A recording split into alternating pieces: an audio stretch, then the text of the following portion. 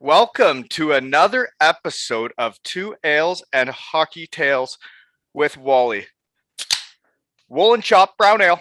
And today I am so excited to have on a 37-year-old from Barrie, Ontario, Canada. His hockey journey took him to Canada, the USA, Norway, Slovenia, Austria, Italy, and Wales. He spread his wings with St. Mary's University, where he was a three-time CIS first-team All-Star. He had 110 points in 109 games as a D-man there. In 2010-11, was a Norwegian All-Star and had the most apples by a defenseman in the Norwegian League. He's an Italian champion, an EIHL Challenge Cup and league winner with Cardiff, and he is also a two-time ACH champion. Don't know what that is, but I do know that he is an Allen Cup champion. Welcome to the podcast, Scott Hotham. Thanks. I'll take that intro all day. It's not very often I get to hear that stuff anymore. So wow, you earned it. I read all about it. My research team was hot, and we saw you did all that. It's a lot shorter than my brother's intro, though. I listened to that one. That one took you about 10 minutes, I think. So. I actually have never seen anybody with that many awards in every season, and then only play in like the EIHL. And I think there was more too to him. Like he won like the school, like top athlete, all these other like things too that weren't even on there. You could have kept going. Oh, I should have reached out to you to find more for the intro, but it was long enough. Yeah, I think what you had was sufficient. Yeah, I actually didn't like saying all that to him anyways, because the last thing I need to do is pump his tires, the way he chirps everybody. But that is how we know each other. Is episode 62. Andrew Hotham is your brother, right? Yeah. That's what they tell me anyway. Well, he said you're very patient as an older brother. I would imagine you would need some patience to deal with him as the younger sibling. I think that's a fair assessment. You were in the room with him there for a while, and you know how he likes to push buttons. So he really does. He made fun of my hair for the whole time we were in Cardiff, and I really... Like I have an odd shaped head. I didn't really have many other options for a haircut, and he's chirping my hair, and like I didn't even know what to do because his hair was brutal. Yeah, that's what makes it even funnier. The guy with the worst hair on the team is chirping my hair, and it just gets you in a mental pretzel. And he doesn't stop. It just keeps going and going and going. Even like most people will get to here and they kind of let you go. He'll just keep pushing. He'll push you right over the cliff. I saw him do it with Lordo. It was awesome to watch. It was so fun. I don't know how he got away with half of the stuff that Lordo let him get away with. And knowing Lordo's personality now, I'm even more flabbergasted by how he even pulled that off. He actually was playing that good that he had to deal with it. I guess so. Like, it was so funny going there and like seeing the stuff he would do and just learning more about Lordo. And I'm like, because my brother had coaches that didn't love the way, like, not that he was always like that, but like he needs a guy that understands him a little bit. And Lordo was so good with him and understood him so well to just kind of like let him do his thing. It helps when you play well, right? Like if he was the 7P man, it would have been a little different attitude towards him, but that's hockey though. But like he was hilarious, man. And like when the coach would come in and every time he plays the song Fat Boy. He didn't even tell me he was doing that ahead of time. I just was sitting in the room one day and he waits till Lordo says like 2 words and then he'll go into it just to interrupt him too. It's not even like when he comes in, it's like he waits till he starts and then he interrupts him with the music. And there's so many coaches in the world that would have none of that. And Lordo would have had none of that with anybody else. Like he's the last coach I would have thought would have been accepting of that type of behavior, but for whatever reason he could whatever, because he let him compete on the ice and he's like, I'll just deal with it. Like I'm sure he went back to his office and had to take a few deep breaths after every time he came in. My brother did. I think their relationship was like a Seinfeld episode. It was so funny. But your brother did win games for us like by himself. It was he was pretty good, but I don't want to talk about that anymore. He already had his podcast, right? Yeah. So let's get into what you did, not him. Punk. Terrible haircut too. Can I crack my beer here? Oh my gosh, look at this, folks. It's a Bayfield Brewing Company cabinet maker Canadian Pale Ale. Look at that. Yeah. Hey, thanks for supporting the sponsor. Well, as soon as I knew I was going to be on, because I listened to a few, I'm like, I got to order this online. So I ordered a bunch online, and I'm like, I got to have it ready for the podcast, ready to go. So I got a few more sitting here too. So Oh, we'll that's keep the week awesome. Well, continuing. thanks for supporting them. I'm sure you're going to enjoy them. I'm having the Woolen Shop, the brown ale. Well, that's awesome. That just warms my heart. What People else helping people. We've That got chicks. We've got this too. I got two of everything. navigating lieutenant and a captain, Ronnie. Holy moly, you got the whole wardrobe. I'm pretty excited about it, and I've got double of everything. So I don't know if we'll get into 6 tonight, but I'm sure though it won't be long. I believe they call those what are they called? A flight. A flight. Yeah. You're having a flight tonight, but a double decker. Yeah, well, I don't know if we'll get through all of them tonight, but I'm sure they won't last long after that. Okay, yeah, they don't last long. That's when you gotta go crawling back and ask for more. Okay, so moving on is where and what are you doing now? So a little bit of a divergence from hockey is I'm a commercial banker for CIBC. So I deal with. So you're a money guy like your brother. So, which is funny. So all my undergrad stuff was marketing, and then I did the old Cardiff Met as well, and I did the project management, and I went into finance, and he's the one that did all the finance stuff and then became a cop. So. And you did the project management and then got into finance. Yeah, I don't think they're overly concerned with finance stuff. Like, don't get me wrong, it's a lot of that, but they teach you a lot of what I came into like a training program, and I think the MBA more showed your ability to learn and those types of things. Yeah, that is what school is. So, so you enjoy it? Most days. So it's pretty good. It's getting to see kind of behind the curtain on how companies work and their facilities and manufacturing plants and stuff like that. That's pretty interesting. And dealing with a lot of the personalities, like these business owners that you get to deal with. I enjoy that side of things sometimes. When you're staring at numbers for multiple days in a row, going a little cross-eyed, that's not as fun, but it is fun to see a lot of what these companies do and how they do it. Yeah, that would be interesting to see. See the other side of the curtain, as they would say. And because we were trying to figure out if we could have puck drop a little earlier when the kids go to bed, is you also have kids, eh? Yeah, two. So we had our first one when I was still playing in Europe. So our daughter's born in Italy, and she's 6, and our little guy was born back here, and he'll be 3 next week. So oh wow, it's busy around the household now. Like, that's why you're like, are you ready? And I was all prepared tonight, had the dinner ready, had them in the pajamas, and I got them going early because my wife's a physiotherapist, and she works late this night. So it was all on me to get things organized. It's a lot of pressure. Well done, sir. Good work. Good parenting. Yeah, I felt proud. Once a month isn't bad, I'd say, to get them in on time. Well, whatever you had to give them, I support it. Yeah. A lot of TV to wind them down. I had to actually was just on the ice for the first time this year. I just ran the Pee-wee and Bantam practice in town, and I think I'm having back spasms from running about 25 minutes of drills already. I don't know how I'm going to do it because of the pandemic. I haven't been on the ice in like 8 months. I feel like right now, and I'm on teetering on the edge as if I want to go out there and put myself through that at this point, because it could be ugly for the first few months. You actually, are you thinking of playing senior A again? No, there's no chance of that. Like, my last year, I could tell I wasn't in the proper like conditioning that you need to be to do that. And it's slid a little bit through the pandemic, I guess you could put it nicely. Yeah, no, I think there's a lot of guys that were playing senior that I think their minds are made up now on the other side of this thing. That should be pretty tough to get back to that.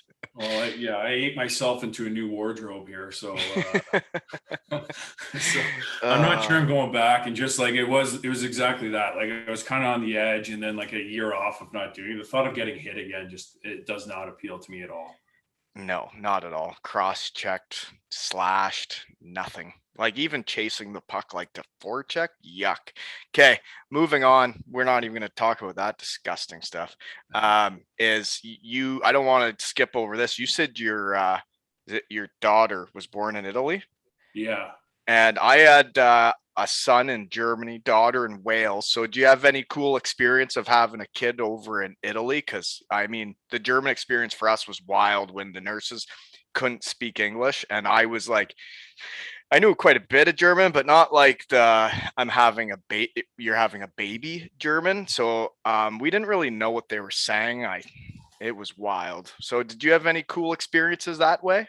So it was, I loved having our daughter there. My wife loved the experience. I'm not sure fully going in, she was very nervous because before we went, and she told her, unless if you want an epidural, you have to go down the mountain because we were in Asiago, so we're 3,000 meters in the air. And if you have to wind down the mountain, and our daughter's born in February, so we're like, I don't know if that's really the best approach to go down. So she knew right going in, there's no epidural option here. The midwife spoke zero English, and the doctor spoke even less. So the owner, the guy who ran our team, his sister would come to all our appointments and help Man, out with every, and she was unbelievable. And then we got there, and the midwife, when we had the baby, which is different than here, like they send you home, right? Go home and come back when she's however far along. So there they admitted her and they sent me away. So I went out with the guys. The guys were out having a dinner and like a beer and stuff. So I met with them, and then I come home and my wife's like, "You better come back."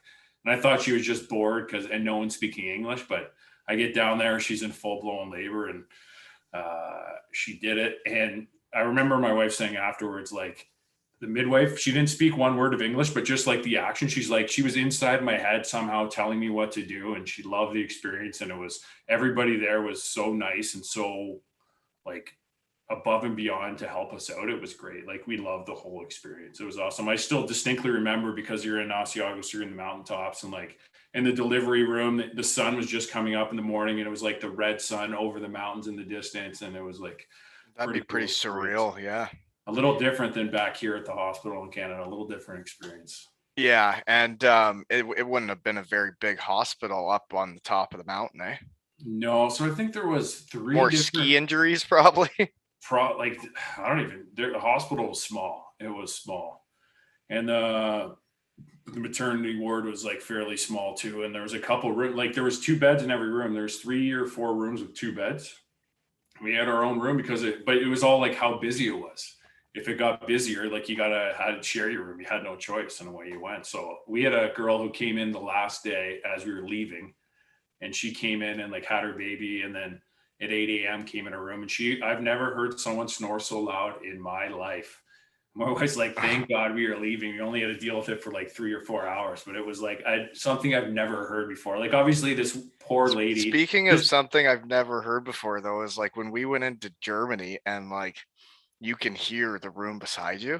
And like we just got there and like we're just getting into this thing and not really knowing really what to expect. And the lady next to us was like it was go time. And speaking of never heard anything like this before, I didn't know what to think. And then my wife is hearing what's going on over there. And then she starts to kind of panic because she's like, oh my gosh, am I going to go through that? It was nuts. So we didn't have that. We were lucky enough. It wasn't like that. We were in the one room. And then when she goes into like real pushing, they put you into another room. And then when you're ready to deliver, like, I mean, ready to deliver, like the baby's coming in 2 minutes, it made my wife like, and waddle over at this point to like another room where like they deliver the baby, and it was nuts. So they kind of like had you moving around and stuff, but it was an unbelievable experience. It was great. And they were, the Italian people there were awesome, like to help out. The hospital's great. And like like everybody contributed, were awesome to try and help us. Well, that's awesome, and it is cool when you're overseas. The different people around hockey teams that help you with kids and wives, and there's a lot of good people out there. So shout out to all you people that help us when we go over there. Okay, so let's get into this then. Minor hockey in Barrie to the North Bay Centennials. Yeah. So not much about minor hockey in Barrie. There's not, I don't know if there's any good stories there, but Barrie used to be not that big of a town, and now it's booming, eh? Where did you say you live now? so in Barrie still. So funny. I Did you bought my say that? grandmother's house. I don't know if I did or not, but I live at my, so the house that my mom moved to when she was 9, when my grandmother had to move out to a home, we bought the house from her, and we live in the house my mom like grew up in. Ironically, Wow, that's crazy. yeah. So we're many generations now through here. So okay, that Yeah. that yeah. So And 40,000 people here. Yeah. When I grew up as a kid, it was a small town. I think now there's 150 or 160,000 people here. So a little different from the town that I knew. yeah, it is. Yeah, that's a booming area for sure. I was still trying to wrap my head around if I would want to live in my grandma's house or not. So it was a little different at first. Right, because you take over the master, right? Like, Well, that was weird. Like it was weird for the first 6 months or so, and then as you start to put more and more of your stuff in, it starts to yeah, change. But yeah, the early stages were definitely a little. It just felt weird because it feels like you're at your grandma's house sleeping. Like it felt weird, and then it gets in, but you make it your house, right? oh yeah, it's the same as like when we moved into this house and like Colby's bedroom was painted pink, right? And then you could tell a different family was living here before, and it's it's whatever. It's just a house. Okay, moving on. But that's cool that it's staying in the family. Must have gone up in value over the years in that area. Yeah. But anyways, not to talk about real estate. So how do you get to the North Bay Centennials then? Like you have to have been pretty good in Barrie. So I must have been like I was always kind of I thought one of the better players on our team, but I never like it's not like today where they have all these things growing up and all these stats and all like there was scouting then, but there was like a list that came out every 3 months. Like you were like, okay, I should be in the getting drafted here, but you don't like I don't think I grasped it until I actually sort of got drafted and I was drafted 3rd round. I was like, oh geez, that's pretty good. Like Yeah, so you're only a year younger than me. You're in 84, I'm in 83. Back when I was going into the OHL draft, like I'm pretty sure all there was like a pamphlet that went out that like ranked players A, B, or C. so there was a double A, B, and C. Yeah, and the list came out maybe like halfway through the year and then at Christmas. And then at the end of the year, and that was it. And I was in A both times. I remember getting that list and be like, "Oh, Yeah, wait, awesome." But there was. Well, C's get degrees too, bud. I was a C. I'm fully aware that C's get degrees. Believe me. No, that's yeah, okay. I got sidetracked again, but you did get drafted pretty high, 3rd round. That's pretty high. That means you're usually expected to make the team right away, which you did, and you had a pretty decent rookie year, eh? So I did, yeah, and I actually got some stories for like my first year here. Like we was on a team. I played probably like a 5-6 man most of the year. Played with Paul Bisonet there too, who was doing all the stuff. So there's we had an interesting cast of characters up there. But like my first year, my very first game, I get to North Bay and we're playing in Barrie. And I'm so excited, like my first OHL game in Barrie, and we get spanked 7-1. And it was not a good experience. And we get back to the rink at, I don't know, let's say 3 a.m. And our coach says, be back here for 6 a.m. We're on the ice at 7. This is my very first game in the OHL. We get off the bus, go home for like 3 hours of sleep, show back up at the rink, and we did 12 hours at the rink with 4 ice sessions. And it was not fun. This is my first game in the OHL. This is my first experience. I have no idea what I'm getting into. The first ice session was no pucks. The second one was with pucks, but all battle drills. And we watched video between it, which did not help our cause. And then we did a workout through lunch, and then 2 more. The practices in the afternoon were like a normal practice, but we did 2 more ice times. That was my very first game in the OHL. And then you realize that yeah, there's some coaches out there and there's some situations, and at those ages, like you just have to do it. Like you can't speak up, you can't not do it. You just do whatever they told you to, right? It's very different than today. And that coach coaches in the NHL now, actually, as an assistant coach, though. But very different. Like you do as you're told, and you don't question anything. Just put your head down and go. And it was that day wasn't the most fun day of my life. No, and that's tough. Yeah, when you're on losing teams, so that must have been a tough year in general then. So it was up and down. I think we tied for the last playoff spot, and we had to have like a playoff game in. So we were kind of like lower, just battling for that last playoff spot. So we had an okay team, but just yeah, it was a rough year. Like my first year, and you have a coach that's like yelling at you every day, and it was a different experience. It was far cry from coming from minor hockey, that's for sure. Yeah. I guess so. You're pretty young too, moving away from home, eh? So I was 17 there. Yeah, and I'm like I was a pretty big homebody too, to be honest. So like I had my own issues going on with that. Like not like big issues, but like a little homesick at times and different things. So like it was good for me to get away, but like that first year is a huge learning experience for me. Like a huge learning. Well, yeah, like, and everybody's ready at different times. I remember going to the OHL training camp and feeling like not ready. Like they had kind of told me I was making the team, and I was like, I didn't expect that, and I don't really know if I want to. Yeah. Which team did you get drafted to then? The Brampton Battalion Oh by yeah, the best former jersey. Potter Stan Butler. Yeah, he came on like 20 years later. They had the worst jerseys there, and Oh yeah, they looked like puke. that rink we always played there on a Sunday afternoon, and it was already like you're 3-3, and you're going to Brampton where you can see like it's dressed like a seat night every night, and it's just not the best environment there. No, and yeah, it's just not where I want to live either. Like I'm from a small town. I like the dirt roads. I like country, and Brampton's not that. Yeah, no, it's definitely not I that. don't like traffic, man. I don't like any of that. I don't like it all busy, you know? Well, that was my second year where I played in Mississauga when I got traded there. That was right down the road. Like they're literally on the same street. They're off of Yeah. the same street, the Brampton and Mississauga right there.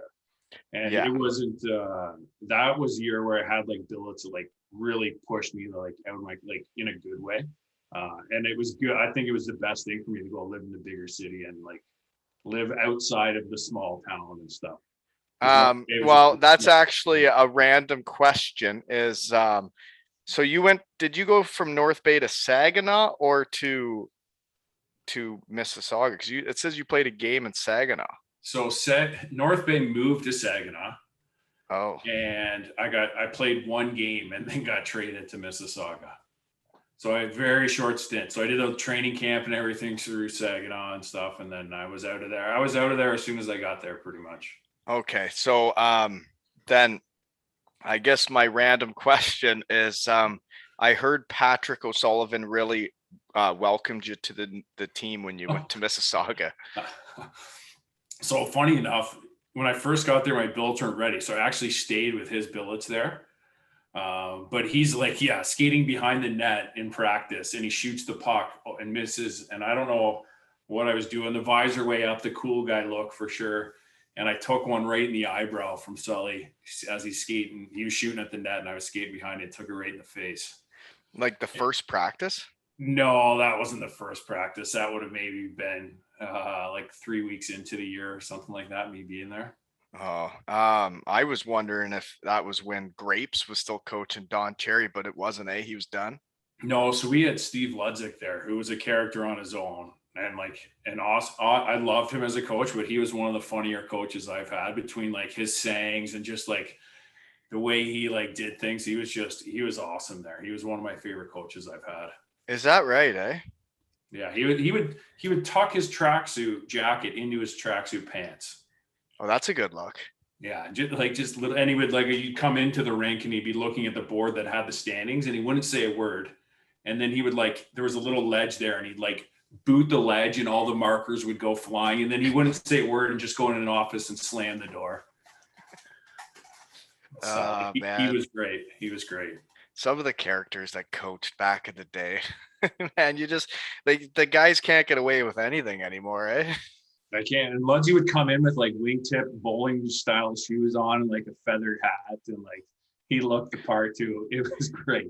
It was great. But Cherry would stop by once in a while because they knew each other a little bit. But I didn't. I wasn't lucky enough to get coached by him. Okay, well, so then you go there, you play there, I guess like 2 years or so. But then you somehow get back to your hometown Barry Colts, eh? So yeah, so I got the writing was on the wall. So the first trade, my agent told me to ask for it to get out of there. I can't I honestly can't remember why. I honestly, for the life of me, I can't remember. And then that one, I could see the writing on the wall between the young kids they had that they thought were playing well and the way I was playing. And I knew I was going out of there. And I remember they called me and they're like, "Can you come into the rink?" And I know I'm gone at this point. Like I know I'm traded. You just could see things the way it was moving. And I remember thinking in my head, like, just, and not that there's anything wrong with like going up to the Sioux or like way up north. I'm like, just don't send me to some like obscure like town here. Like just send me somewhere good. So they're like, "Yeah, we got sent you to Barrie." I remember like, oh, thank God. Like that's great. Like I was so excited to go back home and play for the Colts. Hmm. That would be really cool to get to do that, and then all your family and friends can come watch, and then you probably move back in with your parents. Yeah, it was kind of funny. So the first thing I get to the rink, and the first thing they say, they're like, "This might seem like an odd question, but like, do you want to live with your parents or do you want to bill it?" I'm like, "Oh, I think my mom would kill me if I went You anywhere else." billeted in the same town. Do you imagine Yeah, but they asked me if I wanted to, and I was like, "Oh, I could never do if that." if my little punk kid ever said he was billeting in the same town, I'd drop kick him. Yeah, I don't think I would have been able to come home for Christmas after that one. Yeah, no, that's unacceptable. They shouldn't even bring that up. Um, okay, moving on. Because they grow up too fast already, man. That's like you don't need to have them out even sooner. Yeah, I agree. Okay, but I think that trade to Barry, I know you're getting older and more confident in the OHL, but it looks like you really get comfortable like in the league and I guess probably living with your parents. But like you really start taking off in the OHL once you get traded there.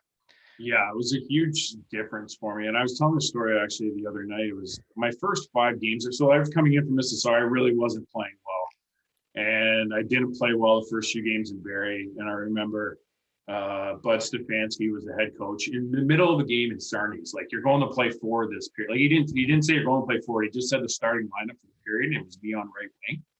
I'm like, what is going on here?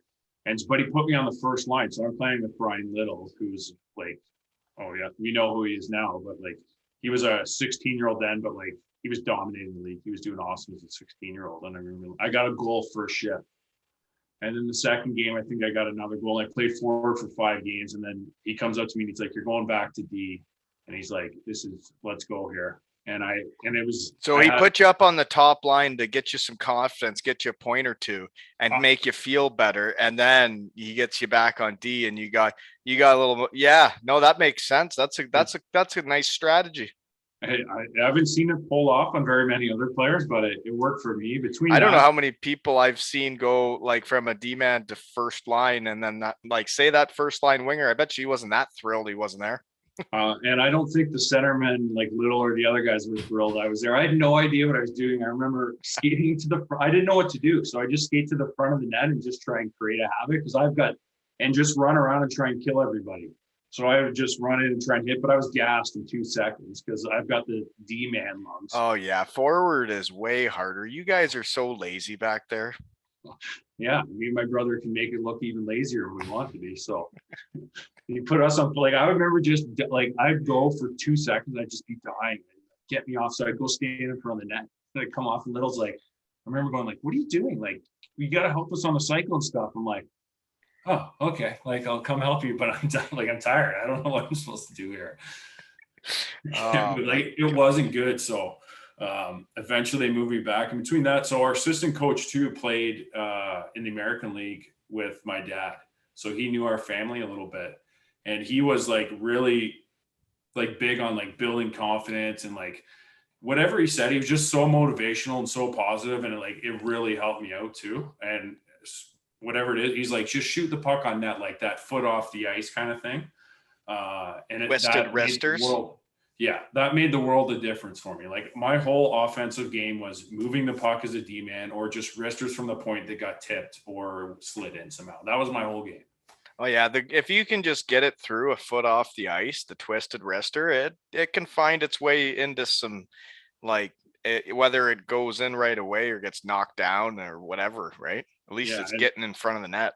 as soon as I went there and that clicked, and then the coaching style, like whatever reason, it just worked and everything sort of clicked. And that was one of the biggest, just shoot the puck, but get at that foot. And whatever reason, I was able to get it through for the most part. And even though some forwards, as I'm sure you're like, get the puck through, stop hitting shin pads after you guys have cycled for a minute, get it back to us. And then I usually try not to talk about hockey too much on this hockey podcast, but when I played against offensive defensemen that like can walk the line, that could like move and like move laterally, but like fake shots, and then you think they're gonna do something, and then all of a sudden they make you look so stupid because you were kind of trying to block the shot.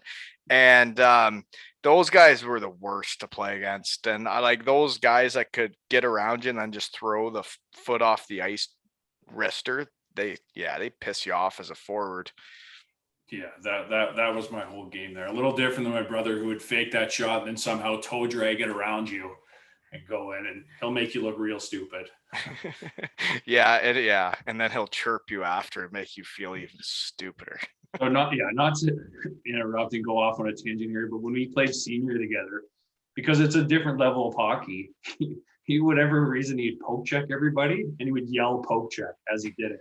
He would knock it off your stick and yell poke check. It was like, oh, that's awesome. all the time. I could so see him doing that, and guys would get so pissed off, and he'd just be laughing at them. And then if they even wanted to do something, he could beat them up still. Yeah, that's why he didn't care. He had nothing. Such an asshole. He's such an asshole. Poke check. You imagine it like a Mitch, like you're just getting over the blue line and battling, and the D-man pokes it off and then yells, poke check. Oh, God. That's so funny.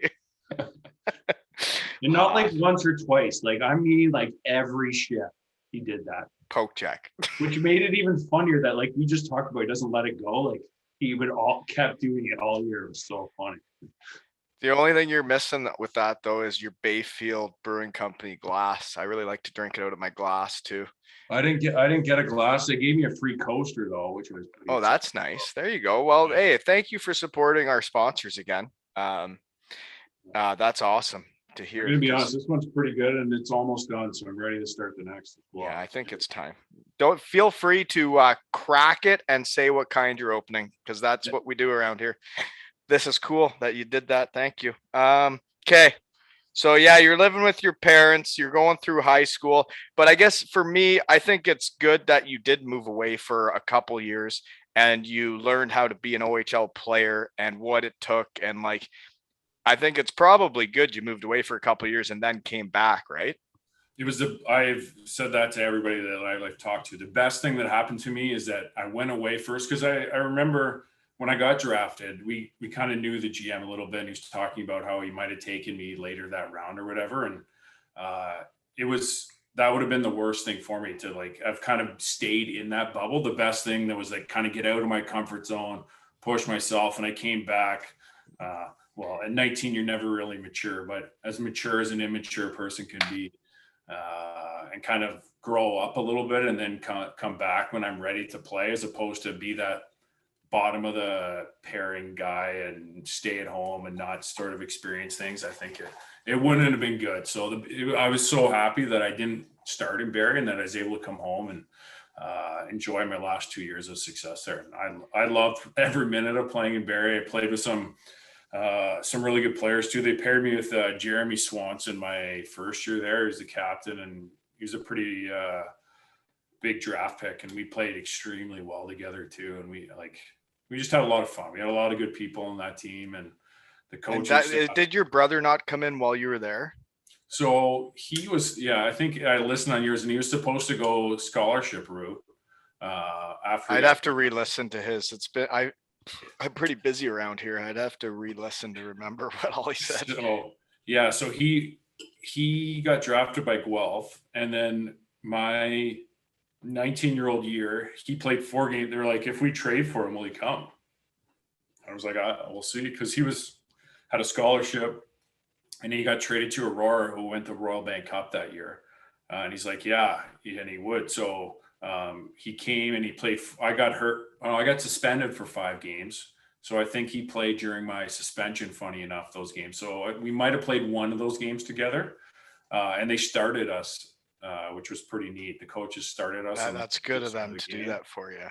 which was, yeah, it was awesome. Like the experiences you get, like how many people get to do that with their brother, right? So that was a lot of fun. And I'm sure he's told you how we have like protective issues. And I remember his first game, he got in a fight, of course. And I'm like in the background, I'm like, fucking kill him. And I'm like, what? And I remember afterwards, my brother laughed about it. And I'm like, why was I saying that? Like, he's like, he was in the fight and he's like, I was almost laughing because of the way you're yelling. He's like, just stop. Oh yeah, you definitely have that when it comes to family, right?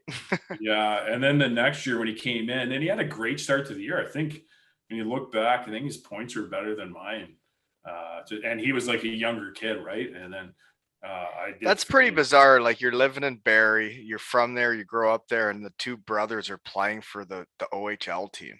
Yeah, it was. I remember the time thinking like the fact that we played together was really neat. But then in our hometown, like I don't think Yeah. many people get to experience. I would have been happy to play with him in any city. It didn't matter. But the fact that it was kind of in our hometown was made it a lot of fun. Although it was fairly short lived. I think we traded him like 10 games in or 15 games into the season, which is he gives up his scholarship for this team, and then we'll trade him away.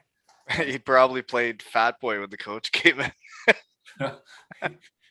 So his coach, the funny enough, so the Roar where he won the Royal Bank Cup, that coach came in to coach the Colts the next year. So it was his coach from the previous year that came in to coach. And that's when they traded his ass. And they got rid of him, yeah, in a real hurry. So he had a good start to that year, and our team was thinking we could have a chance that year. So we traded him for him and another guy for someone, one of the top players in the league at that time. So Yeah, it that's the obviously didn't work business out. side of it. But like just that you guys got to do that and you guys got to start the game together. You guys probably have the picture, I'm assuming.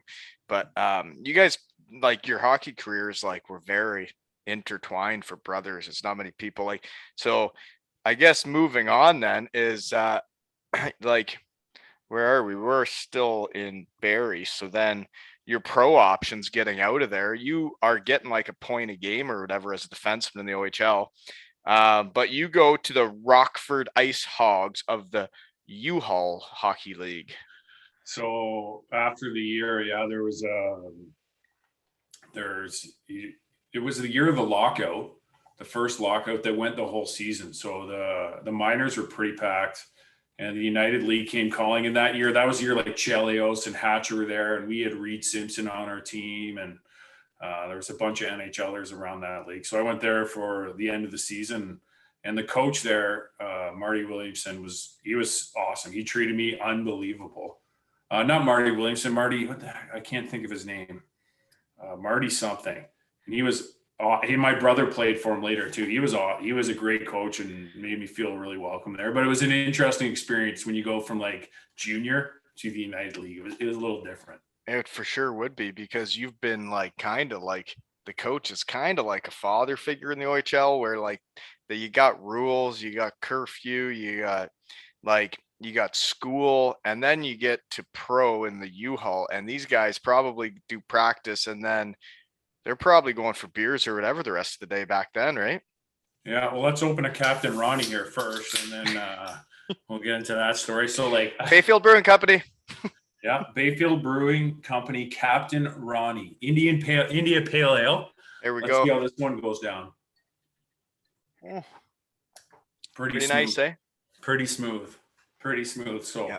yeah, I get there, and I was on a air mattress on the floor in a room, and it was like it was very, very different getting there. I don't remember a ton about being there except for you come from the OHL and you get there and there's no visors in that league. So they don't even offer me a visor. Like, what size is your head?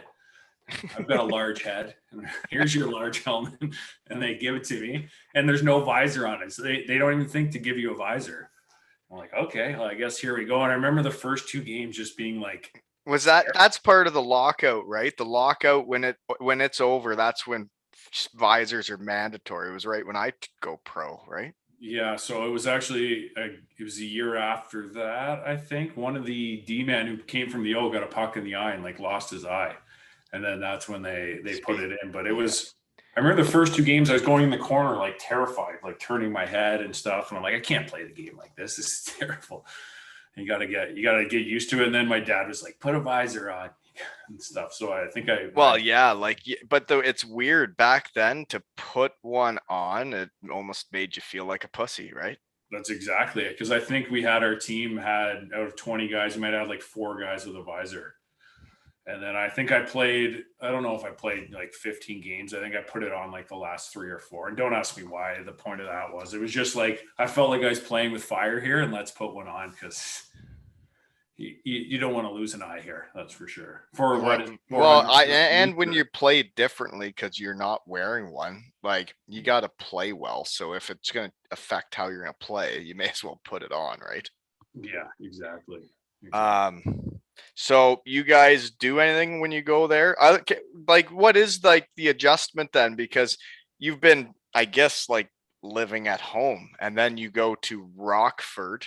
So I don't know. I don't remember. I just know. So we had a lot of fun there. And I had like Reed Simpson, who was, what would he have been? 35, like former tough guy in the NHL, gives me his ID. I'm using his fake ID. He was 35 at the time and I was 20 years old. I don't know how I pulled that off or they just didn't care, or obviously. they knew who he was. They didn't. Yeah. And Yeah. they just said, screw it, just do what you want.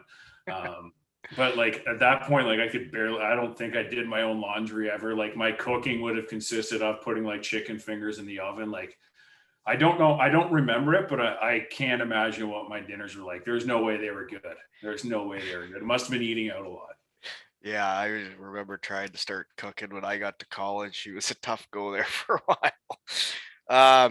Okay, so then you guys don't do much in the playoffs, it didn't look like. So whatever. So the season ends, and then you decide, I think, is it not in the OHL, if you turn pro, after like a year you lose your school deal, but if you do it right away, then you get it, right? Yeah. So if I went to play pro, you could play pro for a year and get your school, I think, But you but then you have can't to sign an NHL deal, I think. If you and sign you an have to NHL sit out deal, a you year too when you get to school. So I didn't want to do that. So it's like you go now or you wait. So in my head, it was like I get an American League deal or I'm going to go to school. And after that, like the coach liked me. He's like, I'm pushing for, I think Milwaukee was the team they had association with. And I can't imagine it was ever close, even though I had a fairly good year and there was nothing. So it was fairly evident that school was the choice for me. And the funny thing about school is at Christmas time, no one had talked to me. And I'm thinking, oh God, like I'm in a panic. So the only team I talked to was Lakehead. And at Christmas time, I literally called the scout there to commit, say, hey, I'm coming. I'm coming to your school. And he didn't answer his phone. And I hung up the phone and I'm like, all right, I'll wait and hold this out. But I called the committee, didn't answer the phone, and ended up like being the best thing that ever happened to me because St. Mary's was unbelievable. I loved it there. And it was like it's funny when you look back and you're like, that was the right choice. Like of all the choices I made, that was probably the best one to go to that school. well, yeah, you guys look like you were a powerhouse, and so your first year you looked like you did all right. You got comfortable, but then your next 3 years is your first team all CIS. And what do you take in school? Random question first. So business marketing. Okay, you got a pretty similar path than me in the education world. Yeah, let's do Anyways, business, keep it open, but let's also keep it a little bit simple. Like, let's not get carried away here. So, yeah. I was business management and then MBA in project management. But I like to organize things and I like to plan things out. I was always wondering with my brother because he took a management degree, he did finance, double major in finance and management. And I was like, why are you taking management? Like, not gonna make you a manager because you have a management degree. Like, what does this degree really mean for you? I was always curious of what that management degree meant. Well, yeah, you're got to be a people person and run the people, right? I gotta train, coach. There's a lot of stuff to it. I won't quite. I don't know. I didn't take those courses. I just Well, it's what I do now, really. Like I run a team now, and it's like you're kind of like the coach, right? Like you got to build the culture. You got to have your. But I does that degree put you in that spot, or does your life experience to date well, I put you think there? all of it combined, but I think the degree is just showing what you're into, right? Yeah, fair enough. I'll let you off there. But my brother, I like to give a hard time about it. Yeah, if that guy was my boss, I'd lose my mind if he was chirping my haircut Every day. every day. Where are we? Okay. I want to know, what year do you become allergic to running? So I don't know who's telling you all these stories or where they're coming from. So the allergic to run. So when I run, we at school, like I never ran. I hate running. I hate it. So we Oh, get this. really? Yeah, your brother was way different. When we were in Yeah. Cardiff, because of my knee and because of his knee, we were the ones that didn't do the running. Yeah. So I never ran. So I always did like spin classes and stuff. I could do the bike forever. That was my training, but running, I hated it Who because doesn't? so not allergic to running, but like I would always get like rashes and it must have been like the shirt like swang or something, but I would always like just and it would get so itchy. And it just made the experience even more miserable, But wouldn't happen on the bike, eh? but it wouldn't happen on the bike. So, and then, yeah, it wouldn't happen on the bike for whatever reason. But the running, yeah. So the guys used to joke, yeah, I don't know if I said it one time or like whatever happened, but the guys are always joking, yeah, allergic to running. And that line hasn't died in like 20 years. So, and Yeah. it's not getting better now. I'm not exactly going to hit the pavement these days. That's for sure. No, I can't. My knee's too bad. There's no way. I like I said, I'm having back spasms from a 20-minute little drill session with the kids here. So, Yeah, and not that we want to go into Laurel too much and go because we'll get there, I'm sure. But like in Cardiff, I hurt my shoulder. I did my AC joint there, so I didn't run either because when we do the jogs, like my shoulder was so sore. it So would I like bounce, and then the bouncing would hurt. so I remember Laurel just like because my brother was like, he's not me, and then there I am not doing the run, sitting beside my brother in the room. Everybody else is running around. It's me and him sitting there doing nothing, and it just probably just ate away at him for sure. Oh God. Well, the 4-time defenseman of the year can just sit in the room and make a bagel, I guess. But for the rest of us, we gotta run with a bad shoulder, right? Exactly. Yeah. That's funny stuff. Okay. So you did bring in your brother again to school with you. So like it's amazing how often you guys play together as brothers, and like not just hockey, but like you're talking OHL in your hometown and now in university. So university, it helps when he's a good player, right? Because then the coach wants him first of all. So like, Well, it's not he's like I about as need. good as they get. Yeah. So it's not like it's like okay, you're pretty good here. Your brother's a little better coming in behind. Let's leverage you. And like, we get along so well that I don't think. I don't remember if he was looking at other teams. I don't think he really was, but like our team wanted him bad. And I think he wanted to play with me. So it was like, it just made sense, right? Navigating lieutenant. So it was Bayfield Brewing Company. So he comes in and like it was easy. I don't remember if we recruited him or not, or just like it might have been me telling him, "Hey, you're coming here." And I don't even know if he talked to our coach before like I set everything up and just like told him like you're coming here. Our coach wants you. And my brother's like, "Okay, let's do it." And then my brother might have been like, "Is your coach going to call and talk to me at all, or just like let it go?" It worked. I don't know if it worked out pretty well though. I think for everybody. Yeah. So yeah, how was his relationship with that coach if you had him for 4 years? Like, how did It was Was Andrew easy on him?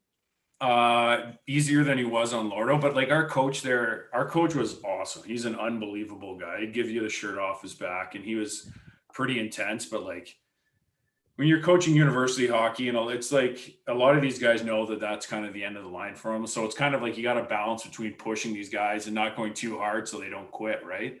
Yeah. And But then there's like the two of you that are putting up the seasons you're having? And like, at what point do you realize it's clear, like you want to go pro after, or did you know going there, like that's your goal? I knew, so I think part of the reason I did well there was like in my, and you have so few games. It's like, I love being there, but this is like, I want to go somewhere else. So every game was like, I had that motivation, which helped me like go, but like helps when you're on a good team, you put in right situations. But like, I always knew I wanted to go pro. More, yeah. I wanted to prove myself. And it was like every day I want to prove yourself. And then, Yeah. but like our coach there was so funny, but he was a former tough guy in the NHL, like could handle himself pretty well. So he had that like presence about him and stuff. And he like used to have he was the funniest sayings, and like, what he would be like, if you squeeze an orange, you don't get all the juice out, but if you squeeze it harder, you still might not get it all out. I remember reading that in a paper. I'm like, what does that even mean? I don't even know what that means. And say like random stuff like that. But I remember he'd come in the room and he'd be like, guys, I think I know what it means. Do you want to know what it means? What does it mean? I'd love to know what it means. It means that like you think the player's better, you think he can do more, but pushing him harder and like being harder on him may not be the solution. He's still not there. You still might not get any more juice out. That's up to the orange. Well, that is finally, after all these years, that puzzle's been solved. There you go. Well, there you go. Confused, but he would be like, guys, like, I'm not mad, but like, if I don't have a chew in my room in 5 minutes, I'm like, I don't care how it comes there, but we're gonna bag skate. I'm not mad, but if we don't have a chew in my office in 5 minutes, there's no pucks today. So you guys do what you want. And then he'd like walk back into his office, like stuff. And then like we call him professional delegator too, because like we'd be like, oh, you got lunch on the 4th floor at whatever building. And like, Sonny, like, what do we like? Is there more rooms up there? Like, where on the 4th floor? He's like, guys, I don't know. Just go up to the 4th floor, ask a lot of questions, figure it out. He was like, he was the best coach. Like, he was awesome, actually. Like, he was well, you got to have good coaches to become like the team or the program, I guess they call it, in Canadian University that it was, right? Because you got to have a guy in charge that knows what he's doing, or else it doesn't happen. Well, that like, you got to like, and the funny thing is like, we had a lot of, not only were we good, but we had like good people. Like, even to this day, like a lot of our team still like is in contact and stuff like that. And it's kind of funny, like when we go there and we play Dalhousie's in the same city, and we go out to the bar, there'd be like 16 of us here, and we go to a different bar and there'd be like 15 of us there. You'd always lose a straggler, but it was the team going everywhere together. And you'd Those see are like the teams that win. You'd see 2 guys from Dal at this bar, 2 guys from Dal at that bar, 3 guys here. Like, they were never together, but our team, no matter what we did, it was always like a group of guys together. So, and that's actually, not to bring it up like I always do, but that was like Cardiff that year when I was playing with your brother. Like, it didn't matter where everybody was going; it was everybody was together. There wasn't going to be 2 different destinations where it's 8 guys here and 8 guys there. It was everybody was together, and that was the way it was. And but if you needed to go home and you're doing an MBA with kids, like, that's fine too, right? But like, the guys that were interested in it going out were together, and that's what wins, right? 100% agree. It was the same when I was in Cardiff there too. I mean, there was a lot of the same guys still around, right? Yeah. What Cardiff did so well is they had a great core of guys there, and they kept them around, and they sprinkled them in with like good people, and good people just seem to find a way to get along. Even at like, there's different groups, but like, they just seem to be able to match and get along with it. Like, if we went out, whoever wanted to go out, everybody knew where you could go. Everybody was invited, and you might have got a little peer pressure at certain times to show up and stuff, but like, for the most part, it's like, here we're going, and whoever wants to come, kind of thing. And it was good. Everybody felt, or at least I think, felt included on that team to be a part of the group, which is great. It makes a huge difference, right? People feel like they're a part of something. It changes what guys will do for each other on the ice. Like, when you feel like you're a part of it, and you all feel like you're in it together, and like, you're always invited, you're always part of it. Yeah, it definitely is a huge thing. Okay. Where are we now? So that, yeah, we haven't even got to Europe. Geez, I had some Europe stories. Yeah, we probably should get moving on here, because think today is a Monday. But speaking of doing things uncomfortable, I got to give the listeners an update here. Um, it's a long weekend coming up in Canada. I'm going to spend it with the family. So I'm going to put myself in an uncomfortable position with training camps coming up around the hockey world. I'm going to test myself again. Wednesday, I'm going to wake up at 6 a.m., Josh Batch till 8 a.m., send it, no notes, work all day, run a hockey camp 5 to 6:15, come home, put the kids to bed, and then Alex Levitt, boom, in the shed at night, double header. Let's go. That's impressive. That's my former D partner right there, Batchy. Really? You guys were the 5-6 pair there? We were together. I felt a lot safer with him on my left side, that's for sure. Yeah, nobody's messing with that guy. No, man, was he strong. He didn't fight a lot, but when he did, like, there was not many people knew who he was, that's for sure. Yeah, well, like he fought Westgard. I want to talk to him about that stuff. Like he's a Brit that's fighting the NHL heavyweights.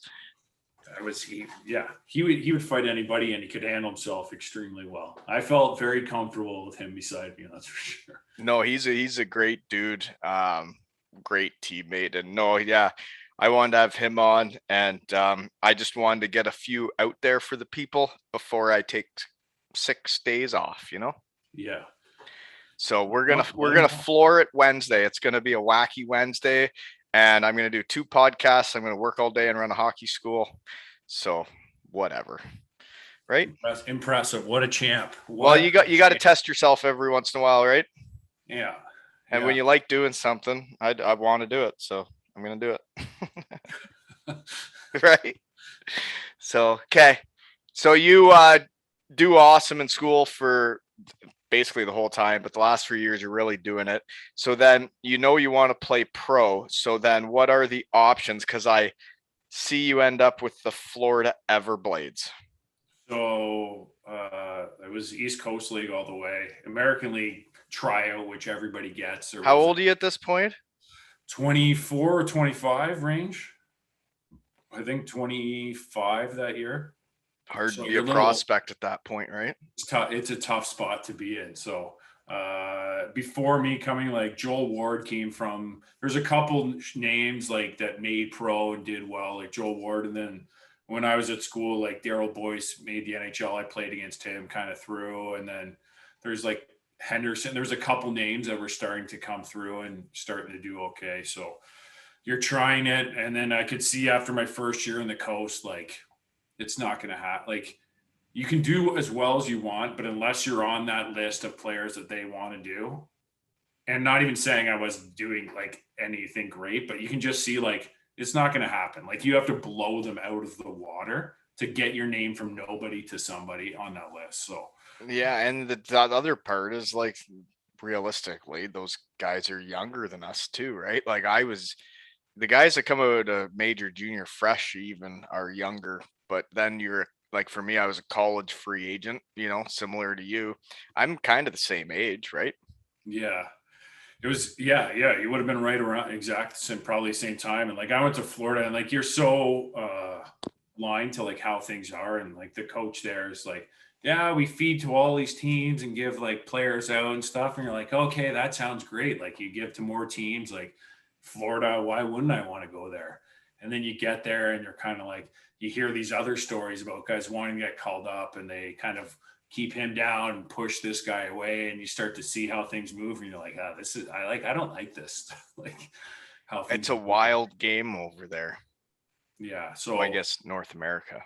I love playing in Florida because Florida is a great place to live. But just like though, you're playing so many games, and like the politics that are going on down there, it's just, and guys are like, too, because you want to go up. So I felt like in the coast, and it could have been our team, but like guys for the most part are like, why is that guy going up, or why is this guy going up, or what's going on? And that's the biggest part, I think, of minor pro is having like the solid leadership core that like keeps it a team, that doesn't let it get like that. Because man, like when we were in Dayton, like we were happy for guys if they got out of there. but like we were a team. But then you go to the AHL and it was totally different. So my experience in the East Coast was it was more of a team atmosphere. But then when I got to the AHL, it was just a nightmare. So I found the opposite. It was so funny that's what everyone was telling me. And I got called up to the American League, and the guys are like, "Oh, when I was in the coast, it was great. You get here, and everybody's going up and down." And I was in the American League for a month, and I remember being like, "Everybody's so nice here. Everybody's nice to me. We're going out together, having a great time." And like, I found it the opposite attitude because the NHL guys that we had there. So we had like Mike York, Jeff Tafe, Fitzpatrick, the D man who they almost voted in the All-Star game there. Like we had a bunch of guys who were kind of like on their way out. So they knew that they weren't going back. They were Like, I just don't having know. fun and being good dudes. Yeah, I don't know what it was, but like I enjoyed my time in the American League. I found there was less of that than there was in the coast, but everybody I've talked to said the exact opposite. Yeah. Yeah. But again, it's what atmosphere you're in and the people you're around create that atmosphere. And if you get good leaders that make it a team, or you're in the AHL and you got a bunch of boys making millions of dollars and they're okay with taking the boys out and buying a few pops, that's going to make things pretty fun too. Well, that's what it was. So we had Matthew Waugh, who was up and down with Columbus at the hotel with me. He was taking me out to dinner like every night. Like Steve McIntyre, NHL tough guy there. Like he had a bunch of guys over for dinner. Like everybody there treated me so well. Like, you want to come out? We're going out tonight. Like I didn't, maybe wasn't there long enough to see the other side of things, but everyone there like always included me and stuff. And I enjoyed it up there a lot, other than living at a hotel and eating Subway for lunch every day. But There's nothing wrong with Subway every day when you're in the minors. That kind of happens. that's the life. Yeah. Okay, this is just a pod question. Because you played for the Florida Everblades. Ever been to the Lonnie Kai? So I've heard this question on this, and I have not. Wow. So I've been there once, but I wasn't really like, it was midday and it wasn't a full shift. So when I was up in Rochester was when it doesn't sound like your team was much of a team in the East Coast, and that's probably because you didn't go to the Lonnie Kai. So that's exactly, everyone's asked that question, and that's my biggest regret, I think, is that I didn't spend a lot of time at the Lonnie Kai. Well, it sounds like your team had some issues, and they probably would have played better and been more of a team if you would have gone to the Lonnie Kai. From what I've heard, I 100% agree with you. I think that it would have really helped. It would have really helped. That's when you need strong leadership. I would have had you there if I was an assistant captain on the team. Never would have been a captain, but could have been the assistant. But yeah, somebody's got to take you there. That's absurd. You haven't been there and you played in Florida. I know. Disgusting. Moving on to Norway. So ruined your day. Yeah, no, that if you play in Fort Myers for a year, you got to know the Lonnie Kai, but that's fine. That's fine. Moving on. So you do get your month in the AHL. You play for Florida, and you see that the next year there's probably younger guys coming again. All the teams want to play with their new toys again. So when do you decide to get to Lillehammer, and how does that happen? So funny enough too, when I was in Rochester at the end of the year, before they sent me down, Carl Hudson got called up. Oh, crazy Carl. He finished his school, so they brought him up and they sent me back down. And then in playoff time, I got called back up, but my girlfriend, wife now, was flying from Halifax at the end of the year to Florida. And we were going to spend like a couple of days in Florida, but I got called up and they're like, "Can you be up here right away?" And I was like, "Well, my girlfriend's flying down in 4 days here, and we got to bring our car up. So I'll be there in like a week." And we were up, Rochester was up 3-1 in the series. We drove up the day I got there. They lost game 7, which wasn't like great. So anyway, like Carl signed, I think with Florida. I don't remember if he did or not, but like you can kind of see the writing on the wall. And even though they liked me, it doesn't like they liked me enough to bring me up to be a black ace, and then right. And then there's still all the other guys, and then they've got this whole list of guys that they want. So you like Lillehammer in the summer. It was early in the summer, and I remember thinking like, I kind of want to hold on to C, but like this time, like you're coming from the East Coast League making nothing, and you're like, oh, that's pretty good money to go to Europe. Like, I don't want to pass this up. So like, you get this chance, and I'm like, I was at a friend's house having drinks, and like, we need the contract. You have like this amount of time to sign. So I was at my friend's house and signed the contract there, having beers, and sent it back to them because I'm like, I don't want to pass this up. And So how did it come about? Who gets you the deal in Lillehammer? so I don't know. Maybe my dad knew somebody because I think you talked about with my brother. Like my dad played and had some connections, so he knew some agent in Europe that got me this deal. Okay, that's actually one of my questions because, I like to ask everybody, how things were for them, and everybody that had a pro dad, I got to ask them. So, what was it like for you growing up with a dad that was an NHL player? So his last year in the NHL was the year I was born. So the year I was born, and then he got mono, and then he played part of that year in the NHL. And then if I remember, and I don't remember because obviously I was so young, but I think that was his last year in the NHL after I was born. So I may have ruined his career. I'm not sure. And then he went down and played in the minors. So like I mostly remember him playing in the minors in Newmarket, which is, people don't know, it's like a half hour south of here, like 40 minutes. And he played there for years. And like, I remember going to those games. I remember going in the dressing room. I remember like the players that were there, like putting the goalie's mask on and like loving going to the games. And my brother, he was the kid that would like sleep through the period because he was so young. He would have been like 2 years old. He'd sleep through the period and then get up and watch the Zamboni like drive around. Like we were really young, but like I remember like loving going to the games, but I would have been maybe 4 or 5 when he retired. So I don't know, 5 or 6, but like I just remember going to the games, being at that rink and stuff, but like not much else than that. Yeah, like it's like Colby, I was 3 when we were in Cardiff, and it was really special, really cool, but I don't think he's going to be able to keep that with him. I would have had to last a couple more years. Yeah, that was it. I wish, don't get me wrong, like you can't having kids early isn't always the best thing either, but I kind of wish my kids were at the age where they are now and starting to get older and having seen me play and they would remember it. But Yeah, but then transitioning to the real world with kids that age would be even more difficult because like, man, it's so hard transitioning. And when you have kids involved and like with the careers most people that come on this pod had, we were really close to making a bunch of money, but we didn't. And we needed to work right away. well, and that's what it was. What was Toddy saying there that he had on your podcast? Like, I wish it was He- a little bit better or a little bit worse or a something. little bit better or a little bit worse. Yeah, I thought because that then was you know to stop or you make more money. I thought that was one of the best lines I've ever heard anyone say about like kind of the level that we probably played at was, I wish I was a little bit better or worse because like I could have held on and played a little bit longer. Like I had a contract to go back to Cardiff, but like you got to be, at some point you got to stop it, right? And it's so hard to make that decision because you kind of can keep playing, but the money's not great. Like you got to. It's not great, but it's more than what you're gonna get in the real world, even though But then, you know that inevitable switch has to happen and you're so gonna have then to you start make, from the bottom again. yeah. So it's like that line I thought was one of the best lines I've ever heard in describing, like, because I've never described it like that. Like I've always thought I've been pretty lucky to do like get so much from hockey and travel the world and got all this school and all this stuff, right? And then to hear that line, I'm like, that is the most perfect line because you're almost hovering in the middle.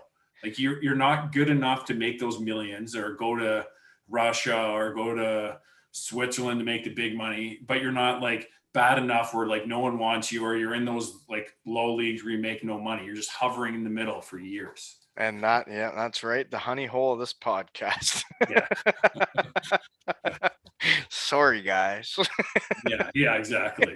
But I think everybody enjoyed it, but it's harder to stop there. Like it's hard to Well, know. and we were all hockey guys. We just weren't quite good enough, is exactly what he said. He's so bang on. It was perfect. It was perfect. Okay.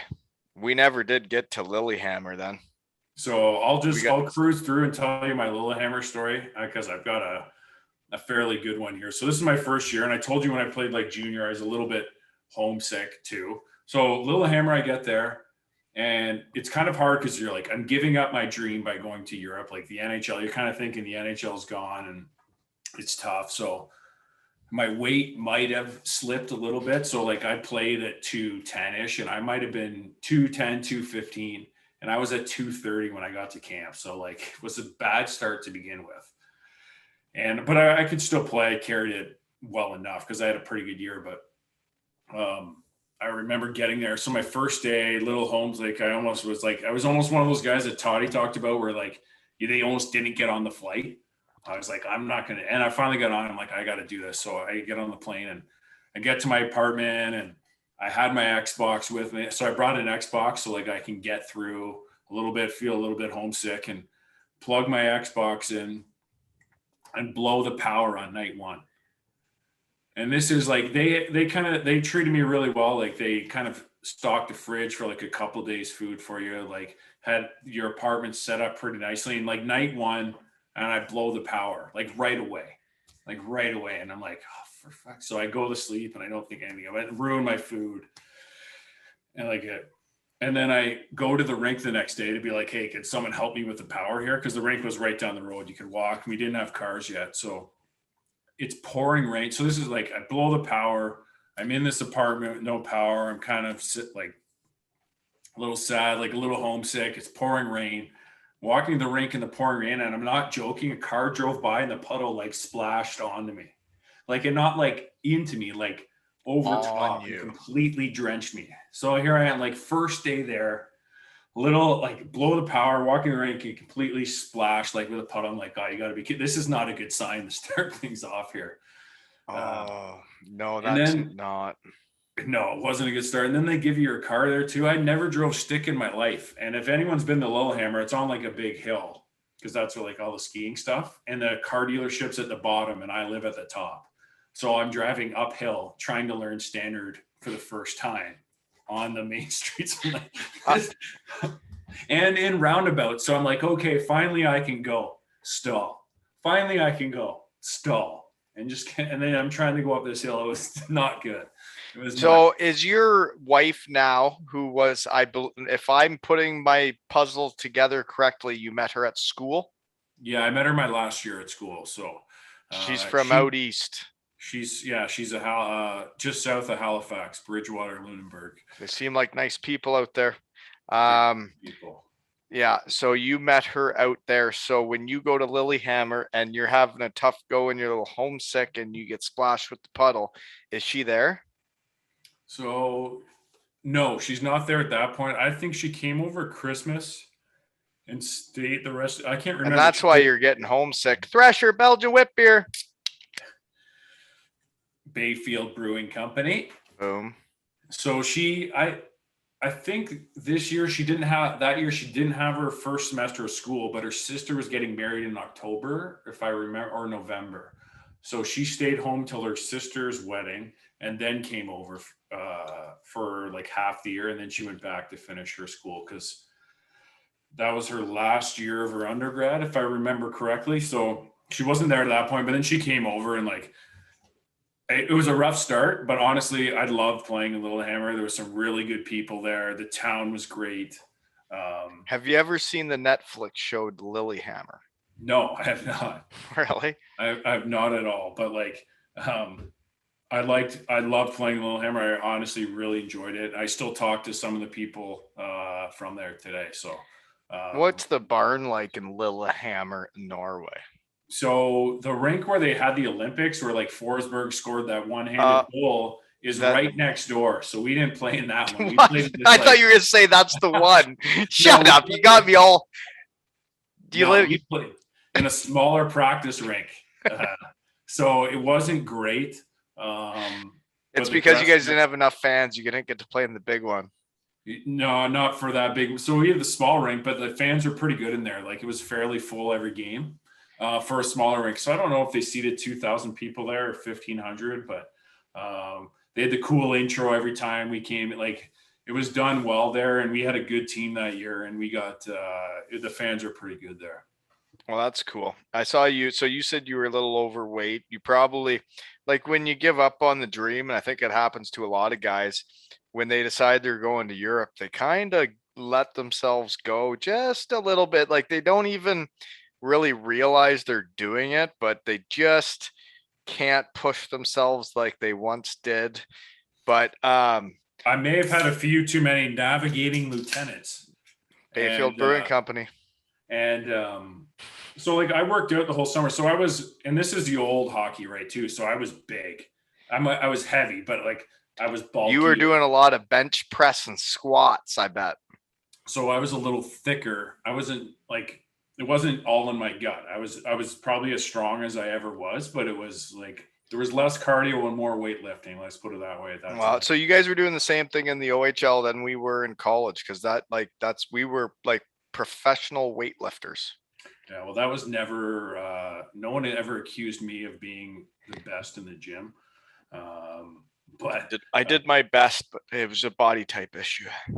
yeah, yeah, it's genetic. It's genetic. So, Genetics. um, yeah, it, Even though you're the one saying that with the old man that played in the show and the other brother that's professional. So if it's genetics, I don't you guys are getting pretty good ones. yeah, I would say we probably did all right there, but hard to argue. But yeah, I was. It was just tough. Like that's the year you're giving up the dream, right? So. Yeah, I know Um, what you mean. it was tough, and you get there, and we had a pretty good team. We had, I think, five or six North Americans. We had some pretty good Norwegians. Some guys, like I said, some guys that I talked to this day. Like I enjoyed playing there a lot. It's just they don't have a ton of money there. I had a really good year. And you're in Norway. It's a good league, and you're like, I want to push myself. Right. No, it's the same in the second league in Germany. You get on one of the lower budget teams and you get over there, you don't really realize where you're going. And then when you do good, and then you see like the Yankees or the Red Sox, if you could do baseball analogy of that league, like the teams with the bigger budget, obviously as a hockey player, you want to win more and you want to make more money. And those are the teams that do that. Yeah, exactly. So it was kind of tough because like it was a good spot, but yeah, they're not one of the higher budget teams in that league, and I had a good enough year that I'm like I think I can go to a better league than Norway, which is ironic that I end up coming back to that league later on, but so that's when and I'll push it along here. That's when I moved to the Austrian league, and Slovenia kind of comes up ironically in Ljubljana. We've never said this team on the pod. Olympia Ljubljana. How'd I do?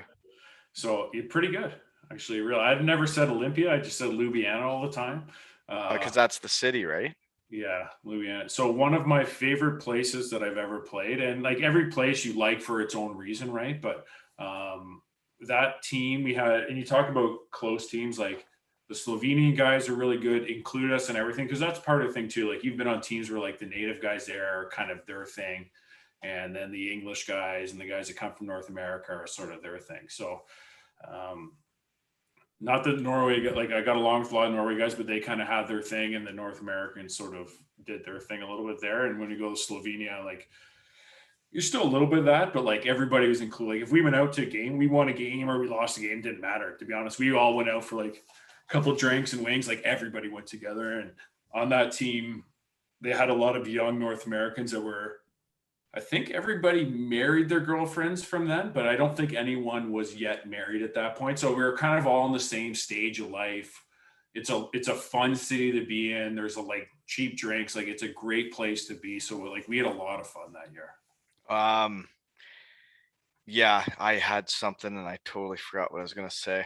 Um, but I do know. Speaking of like, so you did go to the EBEL, which is the Austrian league. This wasn't a hockey thing. I had something else, but I flip and forget it now. Gosh darn it!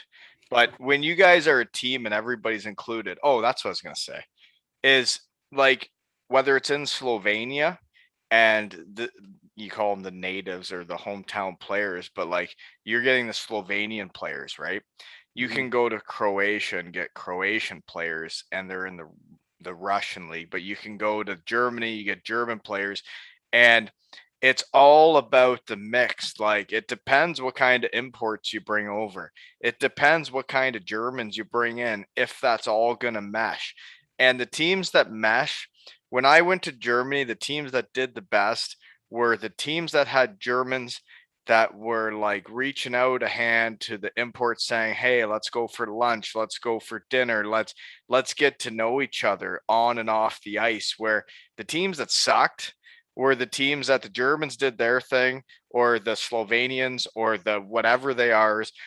Wherever you're playing, you're either a team or there's the two separate groups Yeah, or more groups. and I get it too. Like some of those teams have guys that like bring in new imports every year, right? And they're like, we got to buy. Like, why are we even bothering after 5 years of just recycling guys? Like, I can get it to a degree, but it's so nice, isn't it? Like when you're that import guy and those guys are like, hey, come for a drink with us. We're going out for lunch. Let's go. Or like when you're in And then all of a Slovenia, sudden like, you feel part of it, right? when we were in Slovenia, we had guys that lived half an hour out of town. They're like, "Hey, come over to our parents' house for dinner tonight." And they're having us like at they're like our parents are having a big dinner. Or we went to Croatia. A guy had an apartment there and a day off. He's like, "Hey, come stay." His parents were there. He's like, "Come stay at our place." They had a small apartment, and we had my wife, a girlfriend at the time, and one of her friends who was coming to visit. And they're like, "Yeah, just stay." They had like a pull-out. They didn't have any space. They're like, "No problem, just stay at our place." And they're having us for like coffees and like they do all these things to like make you feel welcome, and it was great there. Slovenian people and the guys on that team were awesome to us. And Oh my God, I just remembered what it was and I got to stop you right now. okay, Okay. Friends of mine had some Slovenian teammates. The wives chewed. They chewed snus, like like the Swedish stuff. yeah, In Slovenia, were there some wives snoozing, chewing? I honestly don't remember. I don't think so. I Really? really don't think so, but I'm sure it happened. It had to have happened, Okay. but I don't remember that. I don't. Fair enough. No, that it that it would be it good. definitely happened. But anyways, that's fine because guys like it, girls can like it too. Chewing's Yeah, for hey, everyone. it's for everybody. I had a in my I remember at university having a chew. So I'm not a chewer, and I had like one. It might have been my second of my life with a girl on the girls hockey team at this party, and I ended up puking all over the place. It did not, and then she did it no problem, and like here I am puking. It was not good. So the girl chewed and you didn't, and Yeah, yeah, no, it worked yeah, out poorly for me. Yeah. I understand. No, it's yeah, okay. Last question about Slovenia before we move on. Slovenian food, what's that? I don't remember to be honest. Chivopchichi is the only Say thing what that now? Chivopchichi, and I could for sure be saying this wrong, but it's some kind of like meat, sausage, like lamb, beef mix, pork Oh, mix. talk dirty. Lamb beef mix. We're talking donairs. Are we talking kebabs? What are we talking? It's like it's like a small sausage, Are we and they putting put like a tzatziki on bunch it? of these. It's good. It's really good. What do And you I mean, eat it with? in a bun with like a Greek sauce kind of thing on it. Okay. It's like CVAP Chivop Chichi. I can't remember. You know how they got those weird hats on the letters there, all there. I don't. Yeah, I don't know that language. I never made it to Slovenia. Is that the language they speak? Slovenian? Yeah, so Slovenian and Croatian and Serbian, I think, are all very Maybe Serbian's not as much, but Croatian and Slovene are very similar. It's Yeah, I quite. don't know about the hats that much on the letters, but curious about the food there because I never made it there. But it looks beautiful. But moving on is kind of the same thing again. We're still climbing the mountain. So you start in Little Lillehammer of the Norwegian League, which is not one of the powerhouses, but there are teams in that league that will pay. But you go to the EBL in the Austrian League to that team, Slovenia, which isn't still one of the bigger budget teams. But now you do good again. So you're still climbing the mountain and now you're in Vlog. Yeah, so I want to build the story a little bit here. So while I was in Slovenia that year, I hurt my elbow, and in Hungary, so I fell on my elbow and split it open. And in Hungary, I need stitches, and I swear to God, they pulled it out of a sandwich bag and stitched my elbow up. And I don't remember what it is, but there's a big scar on it. But That for sure got infected. Later that year, I got in the same rink in Hungary, got a puck off the ankle, right off the inside. Is that the team called Czechoslovakia? Czechoslovakia. But the guys who played there loved it, but I got hurt in that rink every time. So I broke my ankle there, but I didn't know. Jeez. This is right before playoffs. So I go to the hospital, they x-ray it. You're fine. But I can barely walk. I can't even walk. I'm limping and I step on it wrong and it's like the pain takes me to the floor, like that bad. So the owner, you know how European teams are, like, you're not hurt, you're not broken, like, we need you to play. Yes. So playoff game, I don't even remember what it was. It might have been like game 3 or something. And they're like, you got to play. I'm like, okay, fine. Like, we'll see how this goes. So they inject my ankle with like painkillers and I try and skate. And I played the 2 periods and my coach is like, you can't even skate. Like, just get, like, we know you're hurt. Like, just get off. Long story short, I go to the hospital like a week later and they're like, oh yeah, it's broken. Like, yeah, we didn't see it on the first x-ray, but your ankle's broken. And they still didn't put it in a cast. Like, it was broken in place, but like, honestly, it didn't heal till the end of the summer. Like, even after these playoffs, it was so bad. But that coach got the coaching job in VLOC. So our coach brought over, and we had a good team in Slovenia. We kind of overshot where we were supposed to be. Like, you talk about close teams doing better than they should. Like, we made it to the second round there. We played our third goalie in a decisive game for whatever reason, and we still won the game. And I was out, and Import was out, which is obviously a big deal in sort of Europe. And our third goalie was playing, and we won game 7 there. So it was kind of a fun experience to be on that team. But we go to the VLOC and we brought over 5 or 6 guys from the Ljubljana team. Honestly, I think it was all the imports except for maybe one. I might have been everybody. Really? So there was more. I wrote down. Okay, so here's my notes for my team is John Hughes, because I played against him very briefly in the second league in Germany when he first got to Europe. He's still playing. He's a good hockey player. Man, he hit the numbers he has put up over there are outrageous. And I saw, so basically you would have been on the same power plays as him, and you do that there and move to VLOC with him. And so then I got him and I got Derek Ryan, who's the guy that's still in the show. And he went the opposite way to the NHL. He went to Europe first and then was so good. He is now in the NHL. Yeah. So he was good. They were both good. Like, Husey was my first year. He usually liked to have a good time. So like there was one night where we were playing on New Year's Eve and he was out all night and he shows up at the rink. And we're on the ice. He's not even in the dressing room yet. He was in his car because he had some argument with his girlfriend at the time. This is way back. He's kids now and married now, but this is way back. And he comes into the rink and we're all on the ice and he throws his gear on. He doesn't even tie up his skates. He hasn't had a wink of sleep.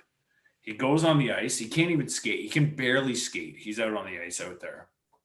And then we're playing. This is in Vienna, I think, that night. He gets on the bus, sleeps the whole 4 hours there, puts up 3 or 4 points. We win the game and go home. And I remember being like, it's not like when you're that good, it's not even fair. Like, he was so good. I think he won MVP of the league that year. Like, he was so good. And then we put him on a team with Derek Ryan, who had came from Hungary, where I had my issues the year before. And the first year they didn't put those two together, which you can debate. Like, I honestly think they were better. The team was better with them apart. Right. Because then you got 2 good lines. Yeah. Well, because they would put up 1.5 points each a game apart. So now we're getting 3 goals a game. Yeah. Between the 2 of them, where when they're together, they each got 2. Yeah. But the team only got 2. So. But those guys still want to play together. Yeah, and I don't get me wrong, get it, but they were so good. Like, they were so good. And I remember Doc, because he's not a big guy. And who? Derek Ryan, sorry, we call him Doc. And remember being like, he's not that big. Like, he's 5'10", but like, if he's 170 pounds, so well, and that's what's crazy is that guys that are 5'10" that go over to Europe and put up crazy points, like, usually nobody in the NHL ever gives a shit.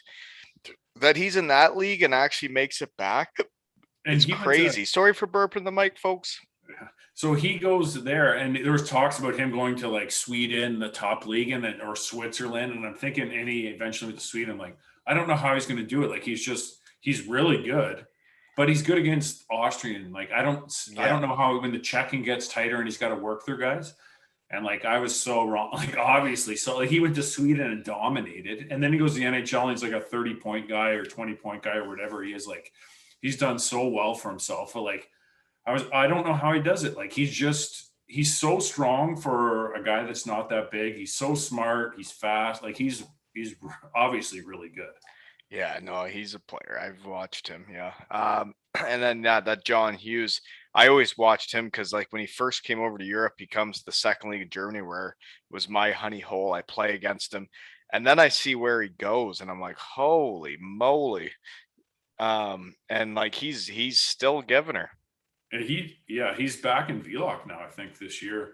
And the funny thing about him is like he always like he moves so well. Like he passes the puck so well, but he sees like I remember the first year I played with him, I struggled a lot because you get wide open, he won't pass you the puck. Like, but if you cut back door and you think you're not open, he'll make that pass to you.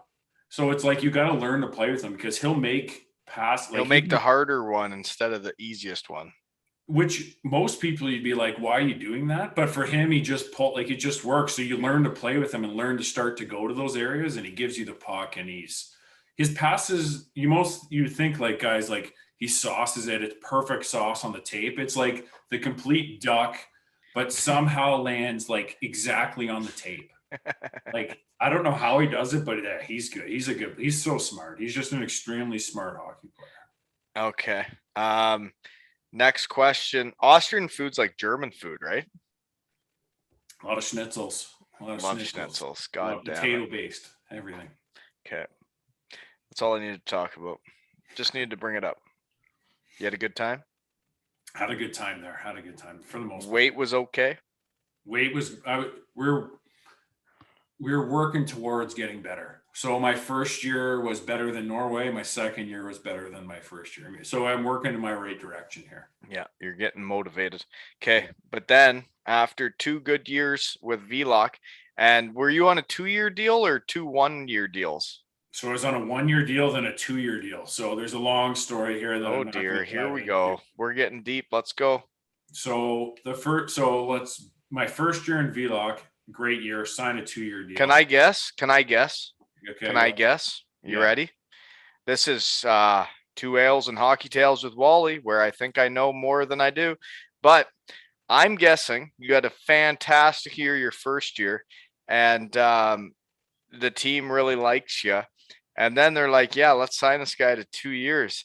But then it's a different coach the next year. Same coach. Shit. Same coach. So what happens is, and this is my side of the story. I've never heard what they said. So my second year I go in and I was in better shape. I had a pretty good start to the year. And so the end of my first year, I partially tear my MCL, tear my meniscus going in the playoffs. I don't know if it was like the first game of playoffs, and they're like, I get a call from my coach. He's like, hey, we think you need to have surgery. Cause I went in for like an MRI. Think you need to have surgery. And I was like almost in tears. And he's like, don't worry, I won't forget this.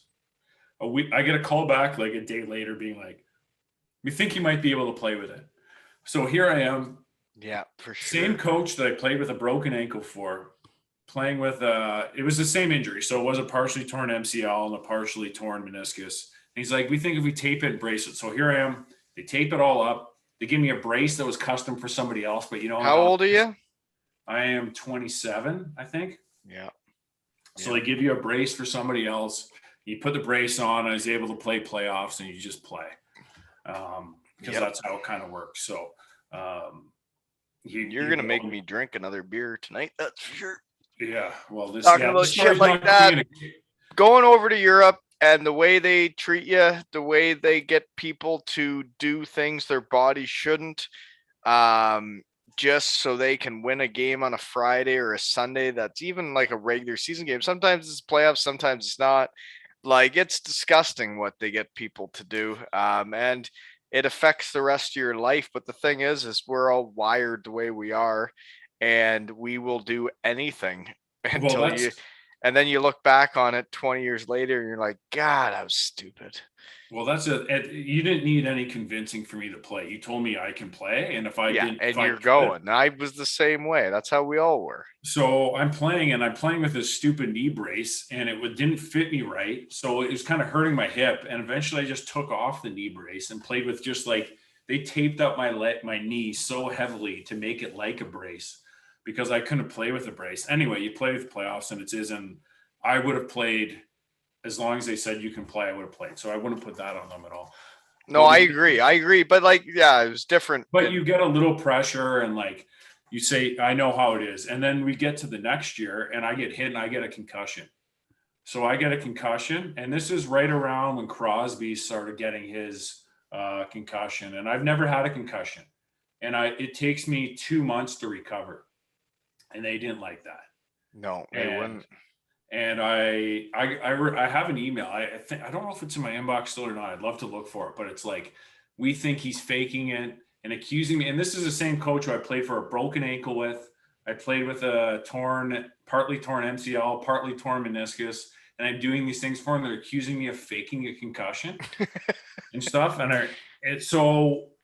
And I took 2 months and they weren't happy, and that really soured the relationship hard. So they When you can't play, like when when your mind isn't ready, you cannot do it.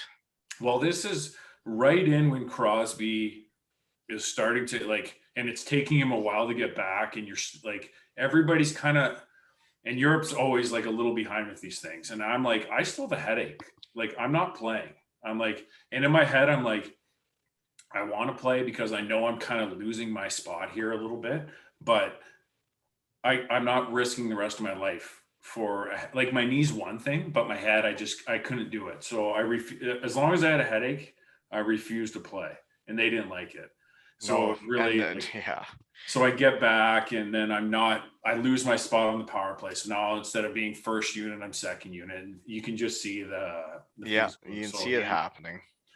so they never said that's why, but like I'm 100% sure that's why and what happened. So we get out of there and like the next year, so they're like, transfer your contract, and that's how I ended up in Asiago, because they're like, my contract's this big and Asiago's willing to pay this much of it and sort of things. And I remember being like upset at the time and like looking back, and my brother says about not doing anything for money and that kind of thing. I remember being so happy that we went to Asiago because I loved it there. Like, we had so much fun there. We had a great group of guys.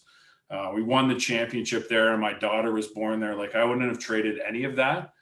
But at the time, I was pretty pissed that I wasn't coming back. Well, yeah, your pride and as a hockey player, like you never want it to go that way. But when guys like with head trauma back in the day, it that's the way it was, right? People didn't think of it the way they do now, and we all signed up for what we went through and what we did to ourselves. So definitely.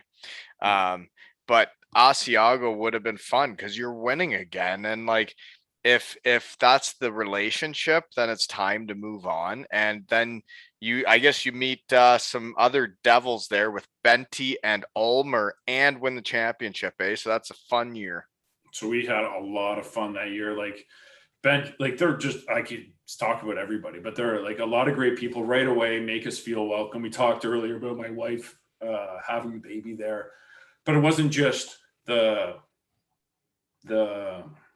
sister of the owner that like helped out with that stuff. It was like everybody helped out there. Like, you walk in the rink and it's an open, like, it's like a barn door that you open, like it's open to the outside. Like, you're kind of like, where am I here? And the town's a family, right? And like it's the people are the ones opening that barn door to get the arena open, and the person behind the bar is someone in town, and Well, that, right?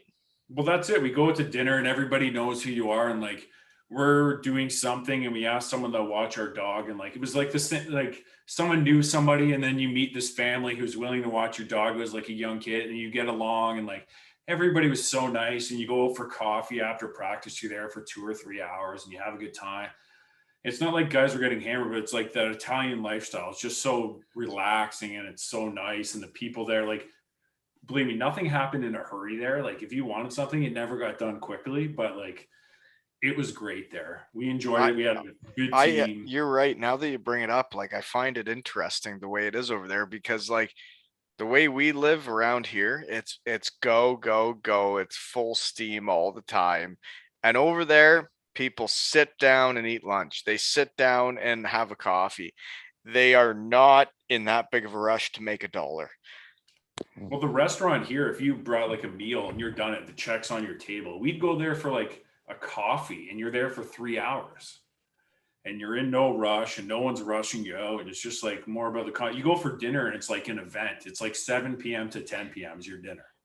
Oh yeah, it is an event, and that's your night out, right? It's going for dinner.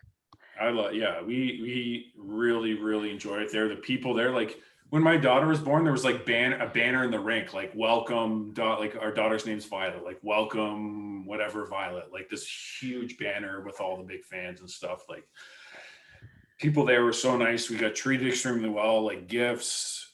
Loved it there. The guys there were good guys. There were imports. Like we had a good group of imports there.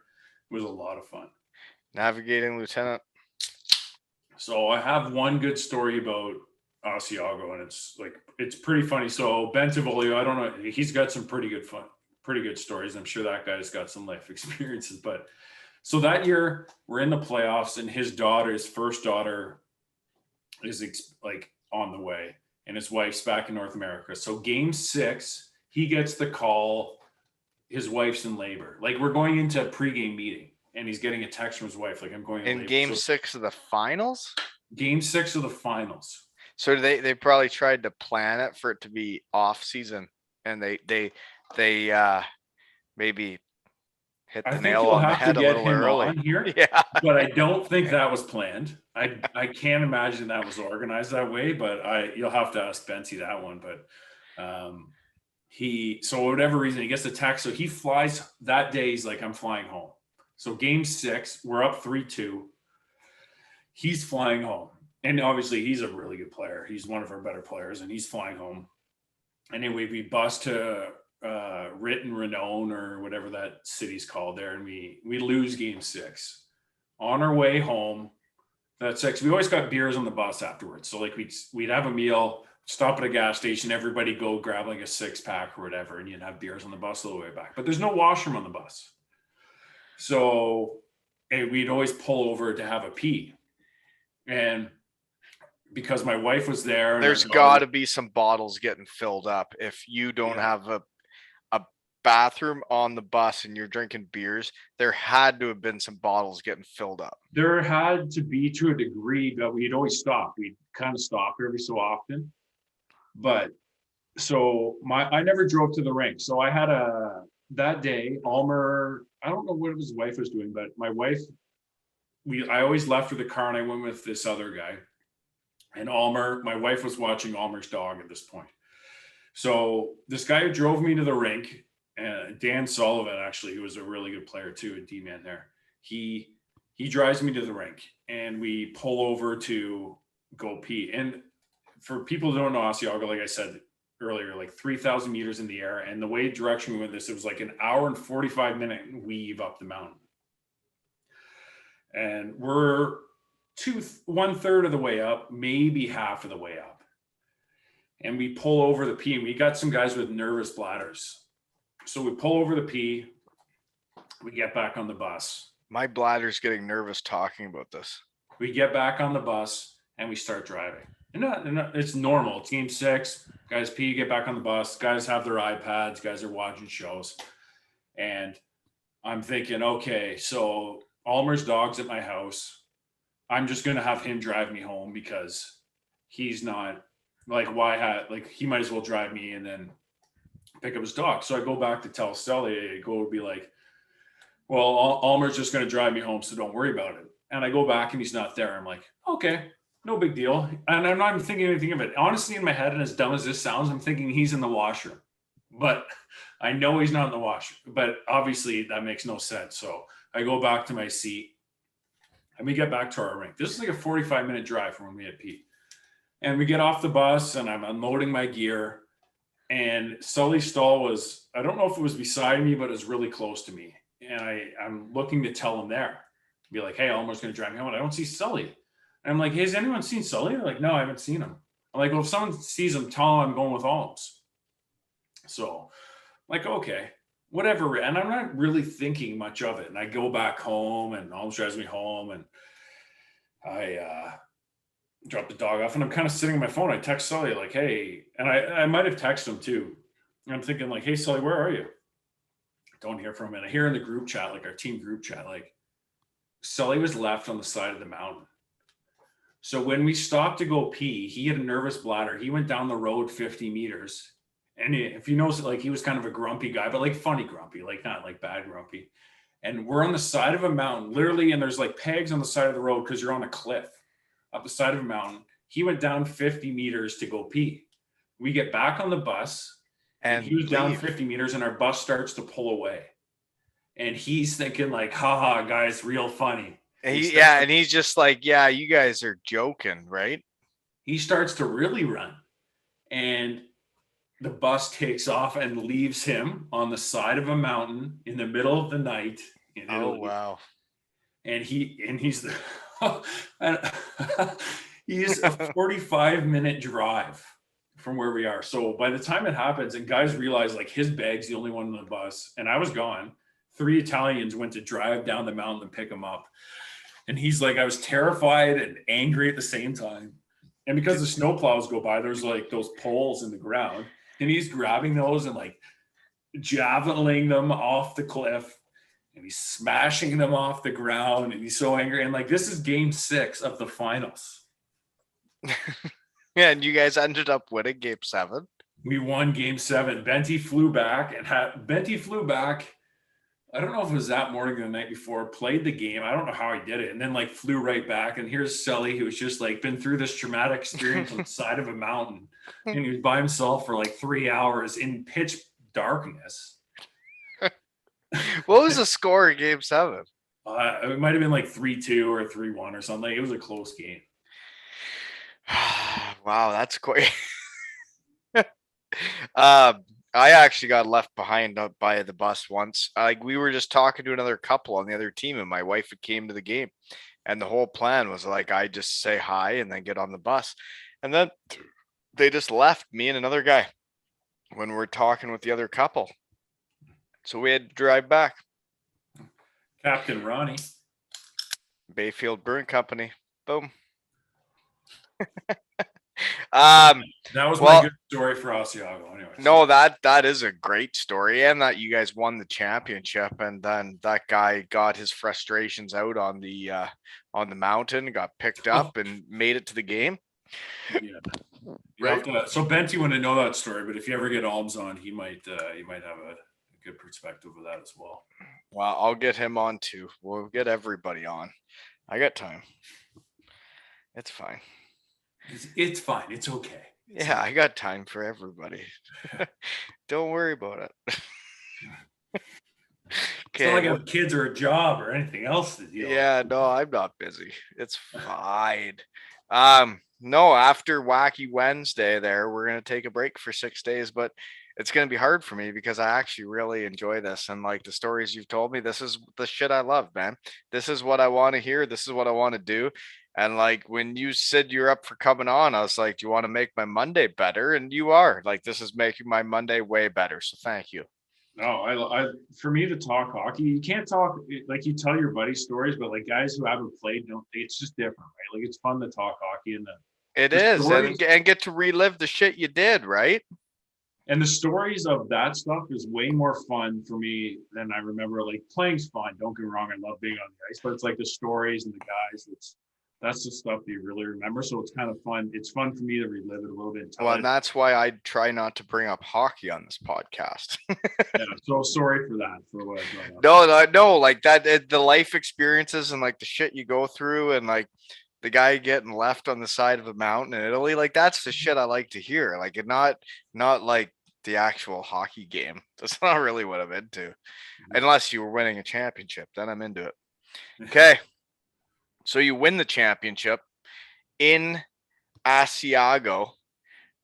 Is I guess while we're on that topic before we go back to Norway, is that's where the cheese is from. I think they've come up before on the podcast. So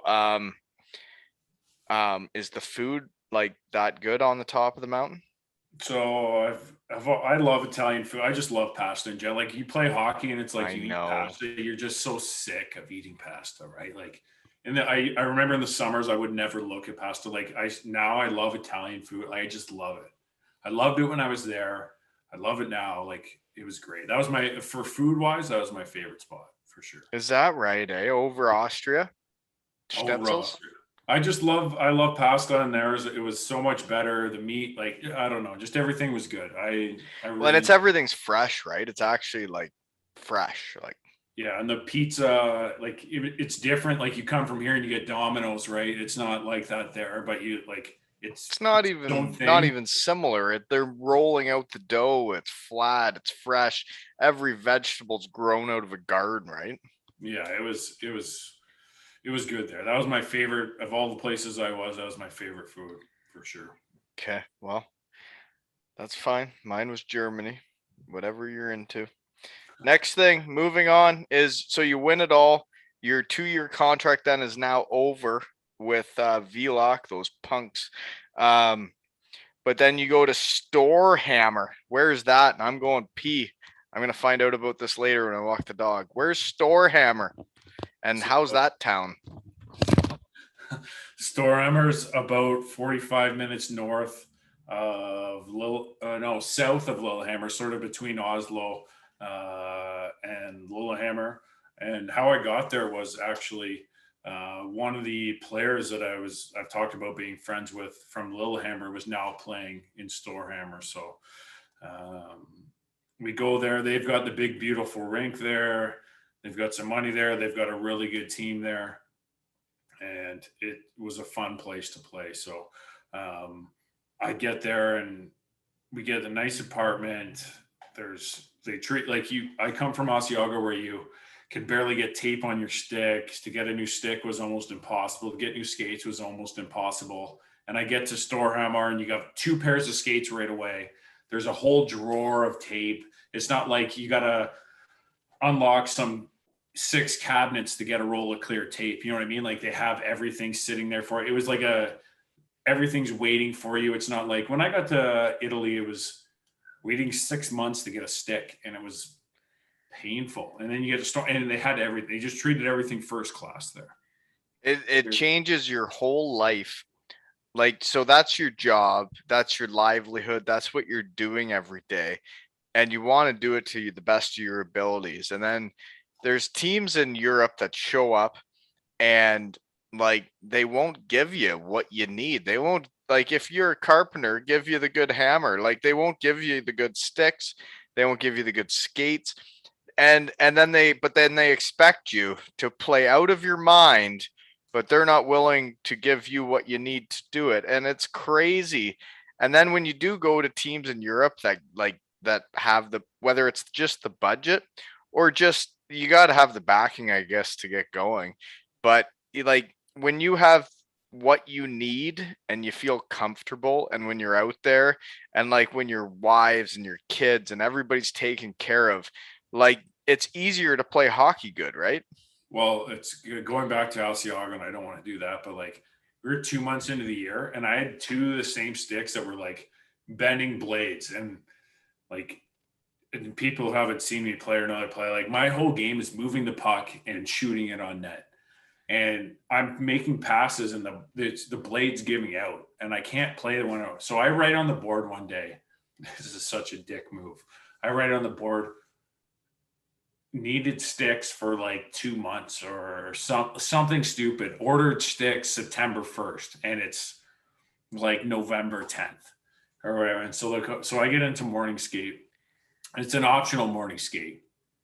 So it was always optional in Asiago. So I get to the rink. I wasn't wearing the morning skate. I come out to the ice, and the coach goes, and I can't remember what it was, but it was like, "Get the fuck out of here! Don't stay for video." After I wrote this, like the stupidest thing I ever did. He's like, "Get the fuck out of here!" So I go home, And he calls me back for after he has this team meeting, because we came in for like the morning meeting, but the skate was always optional. So like 6 guys are on the ice. Everybody comes in for the video, the pregame meeting, and then you go home. And so he has a pregame meeting, and then he calls me back, and he's like, why did you write that? Like he was kind of, I honestly thought I was getting fired. And he's kind of like, why did you write that? I'm like, because I've been here for 2 months and I need a stick. I can't make a pass because my blade's so like, I can't do what I want. And it was like, it all started with frustration of like trying to make passes and they're keep like flying off. And it's kind of, and I hate people that do this, but it's like the squeaky wheel gets the grease on our way to, so he's like, okay. And we kind of worked it out. On the way to the game, I had 2 brand new sticks. Like we stopped off of the highway, met some like Easton rep, picked up brand new sticks for me, and you get to the rink and I was good to go. Not to bring up my shit, but like when I was in Hellbraun, Germany, I play in Bietigheim, where like I was the guy, they got me all the sticks I needed, and they were Bauer sticks. So shout out to Bauer. If you ever want to sponsor the podcast, you're the only ones that make sticks good. But like they would make my stick, and then I go to Hellbraun, and these guys put in a good budget for a team. We have a good team. We're good. But then you sign a guy like me that when I shoot, I know where the puck goes. Like I know I can shoot at top corner if I have the stick that I need. But they won't pay for it. They will pay for the bottom of the barrel stick with my curve. And they say, the stick doesn't make the player. Well, it sure fucking helps, right? It's funny is like I was never the scorer, but to be that puck moving D-man that makes that like, but you got to make it tape to tape, and it's got to land on the ice, right? Like if you don't have the right stick and you can't make that pass, it's not on his tape, and he's not. It's like for me as a forward, if I'm getting the pass on my tape in stride, it changes my whole shift than if I'm trying to go reach for it or I'm getting it from here or there. If I can get it in stride on my tape, it's a whole different shift. Oh, or it goes for an icing, but it's not the same like the goal scorer like sniped the top corner. It's like, oh, we can see that direct result. Right. That D-man who moves the puck. That's not a big deal. Yeah. Which was my number one key attribute as a player. It was like, that was what I did best, is like, that's second thought, right? But it made a huge difference for me. And it was, I could have handled it better without question, but it ended up working out. And then from there on in, like that team had financial troubles at the start of the year and it seemed to get sorted out throughout that year. But the start of, for the rest of the year was no problem, and it wasn't really for anybody else either. But at the start of the year, it was rough going. Oh yeah, no, you got to have the sticks you need to do the job, but like you really do. What happened to my situation at Hellbrown was there was a fan that bought me 6 brand new Bauer twigs, like my pattern, P106, right-handed shot, top of the line stick. And then who would have thunk I had like 2 points a game the rest of the year? You know, like that guy might have saved my career by buying those sticks. So thank you, sir. Yeah, but that helps, but not every. So they're like, okay, we have 5 players, and it helps 1 or 2 of them, but the rest of them it doesn't really help because they're still the same player. And you're like, they you know what I mean? They rationalize it the other. No, it's the same as like when you go to the AHL out of college and they're like, you can't use your own sticks. Only 5 players on the team can use the stick they want. The rest of you have to use CCM Reebok, and they are pieces of shit. No free ads. My first year in the O, I had to use a wood stick. This is my first year in the OHL. It was the first year the synergy came out, and I'm dating myself largely. And Chris Thornton, I was still there. I was the only guy allowed to use a synergy. We had 5. I don't know if it was 1 rookie for sure could only use a 2-piece, and the rest had to use wood stick. So I was a wood stick guy. Wood stick guy. There's not many of those around anymore. Thank God, those were terrible. There's a lot of popping in the first game. Yeah, well, that's it. So my first year in North Bay, they wouldn't give you a new stick unless it broke. And the way I played, like I was a wrister from the point guy and a puck moving D-man. I took a slap shot once a month, so I never broke a stick. The only time I broke a stick, honestly, and I had that coach that I told you about, our 12-hour bagger. We were in St. Mike's one day, and I couldn't make a tape-to-tape pass. And it might have been shooting up, and whatever stick I got, because this is what you use. It's not like, here's your choice of curves. It's like, here's your stick. Yep. It was like, had a wedge to it. So I don't know if pucks were setting or whatever. I go for the second or third period. My stick was broken. The coach had walked by and smashed it and broke it because I couldn't make a pass. And that's what you're dealing. That's the old days. Anyway, we can move on from there. But Yeah, no, sticks matter, folks. If anybody's wondering, if there's any coaches or GMs in Europe that wonder, sticks do matter. So all They we're doing really is do. validating the Bauer CCM prices at $300 and stuff. Like, Well, if I'm you're just saying confident Bauer playing- sticks are better than CCM and Reebok, and you don't need to pay me for me to say that. I'll say it out of the goodness of my heart because it affected my hockey career. Right? the right stick for you matters. I agree with that 100%. Yeah, well, I'll never forget, like in the AHL, I just grabbed some random guy's stick and I'd have a guy wide open in front, but I got some new wedge on my stick and I go to pass it to the guy and I almost hit him in the face. And I'm like, well, what am I doing here? Like, I could have made that pass if you just gave me the stick I needed. Yeah, I agree. Then we score and that helps us win. But apparently it does not matter. In the AHL, that's when everybody just hates each other and won't pass to each other anyways. Fair enough. Fair enough. Okay, I think we're in Storehammer. Yeah, so we'll keep Storehammer choice short. Sorry. Choice? Oh boy, the Bayfield Choice. Brewing Company's already hitting them, folks. It's only Monday. I want to know, you don't get to host this. I do. You got 13 games played in the playoffs that year, so you guys almost won it. But I also want to know that you guys played in the Champions Hockey League out of Storehammer. So you had the good equipment. You're obviously got a budget. You're a decent team. So what's your CHL experience like? So that year we got the ownership there. I don't know if it was an ownership person or group, but they treat us unbelievable. But we play in the Champions League, and we're coming from Norway, right? So I think our first round, and it was different back then. I don't remember who we played. Maybe a Czech team.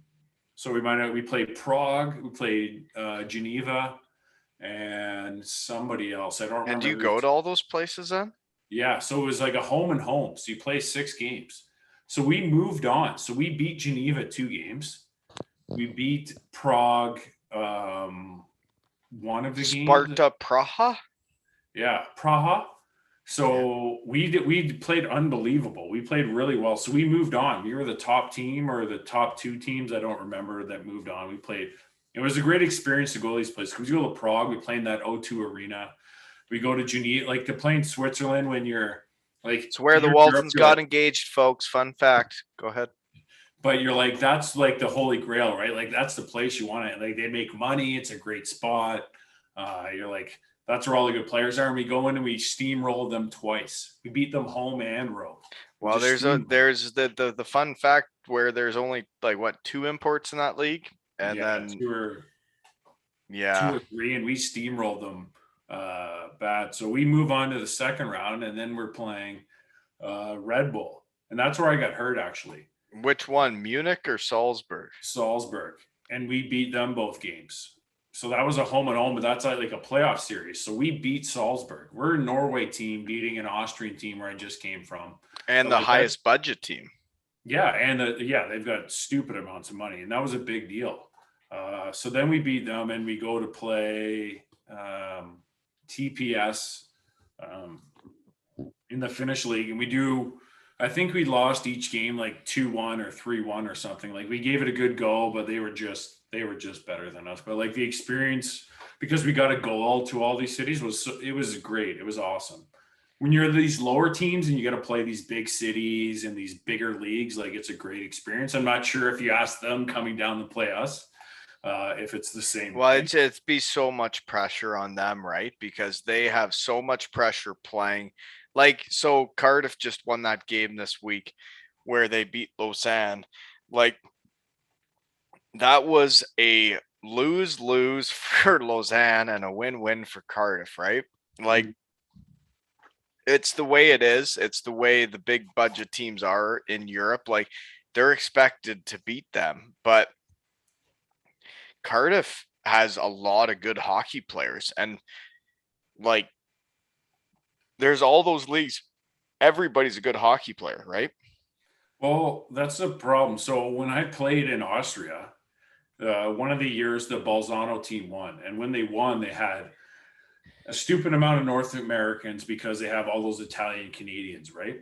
But Yeah. they won because they played a team with like they brought over not just like first line players. Let you crack the Bayfield Brewer there. Woolen Chop.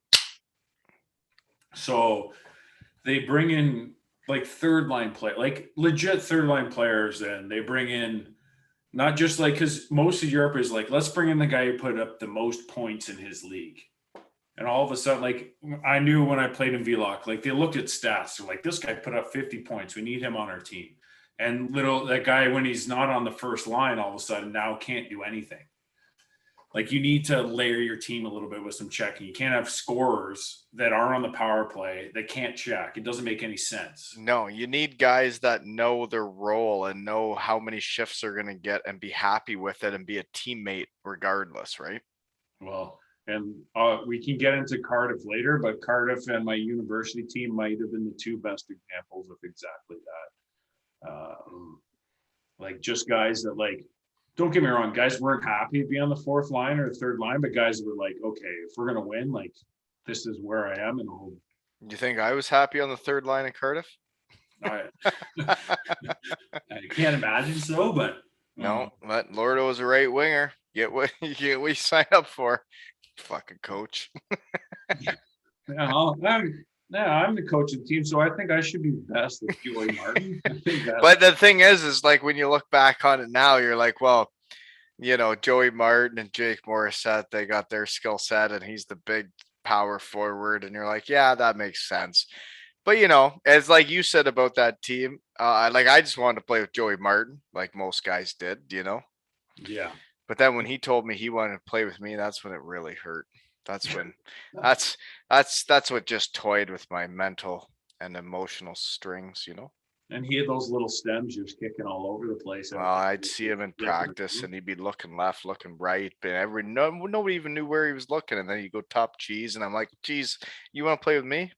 Well, that's like that year we had David Bryan, and we'll skip a little ahead to the Devils, but like we had Briner, who was like NHL, Bordelot, tough guy, fourth line. Like we guys, don't get me wrong, they weren't happy about being on the fourth line, but it was like, but they embraced it. It was a bigger picture thing, right? Like I thought I could have played more, but it was like, if we're winning, I don't care. Like, because it's like in Europe, it's like you want to play because you want to put up your points so you can get a job. But for me, it was easier at the end because it's like if I don't get a job. Me too. I was way easier at the end. Like when I went to Cardiff and like then they put me on the third line, the second unit. Like it wasn't easy for me, and it took me a couple months to get there. But yeah, like when you're near the end, it's easier to be like, you know what, as long as we win. Well, and that was easy for me. Like I thought I should have played a little more. I'm sure they could argue the other way, but I wasn't going to dethrone my brother by any means. I never thought of that, but I thought I could be up the right side a little bit more. But you're like, we're winning. All I want to do is win. If this is my last year and it ended up being like, if I play one, like what do I care? I just want to win. And so at the end, it doesn't matter. But when you're like, I need to get 30 points to get this job for next year, it's a whole different. It's a whole different pressure. And then when you start adding kids into the mix, and like you got wives, you got kids, and you got some things that like you need to make enough money to deal with. And then it's like, well, how many points you put up, how the team does, and it's all affected. Like as soon as you become a father and you're playing hockey, does it not change things? Well, for me, so she was born in Italy, and it was like, I need a job now. And we had the house. We bought the house when we moved to Hamar. So the summer after she was born. Is it not called Storehammer? What did you just say? Storehammer, but the team Storehammer, but the city's called Hamar. Hamar. Someone's gonna correct me. I butchered that for sure. Hamar. Hamar. Hamar. Okay. Hamar, but the team's called Stormar. Okay. So when I went there, it was like, okay, I need to make enough money to support my family.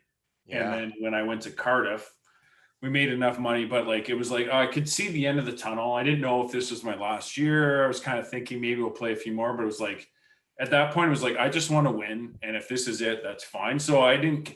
If I put up 10 points or if I put up 50 points, you want to play well, but it's like I didn't care what happened after the year. So it takes that stress away, which was great because then, and I would joke about this with like when I would complain, everybody complains, but as long as no one complains too much, it's like you want to play more, but you're like, if I'm our third pairing D man or if I'm our fourth D man, I think we're doing pretty well in my head, right? Like Yeah. if I'm our number one and we're fifth place, I'd rather be our number 4 or 5 and us be first place. Like that's a way better way to be. So Well, and that is the yeah, you're right, because then you're winning. Everybody's in a better mood. You show up to the rink, everybody's in a better mood because you're winning.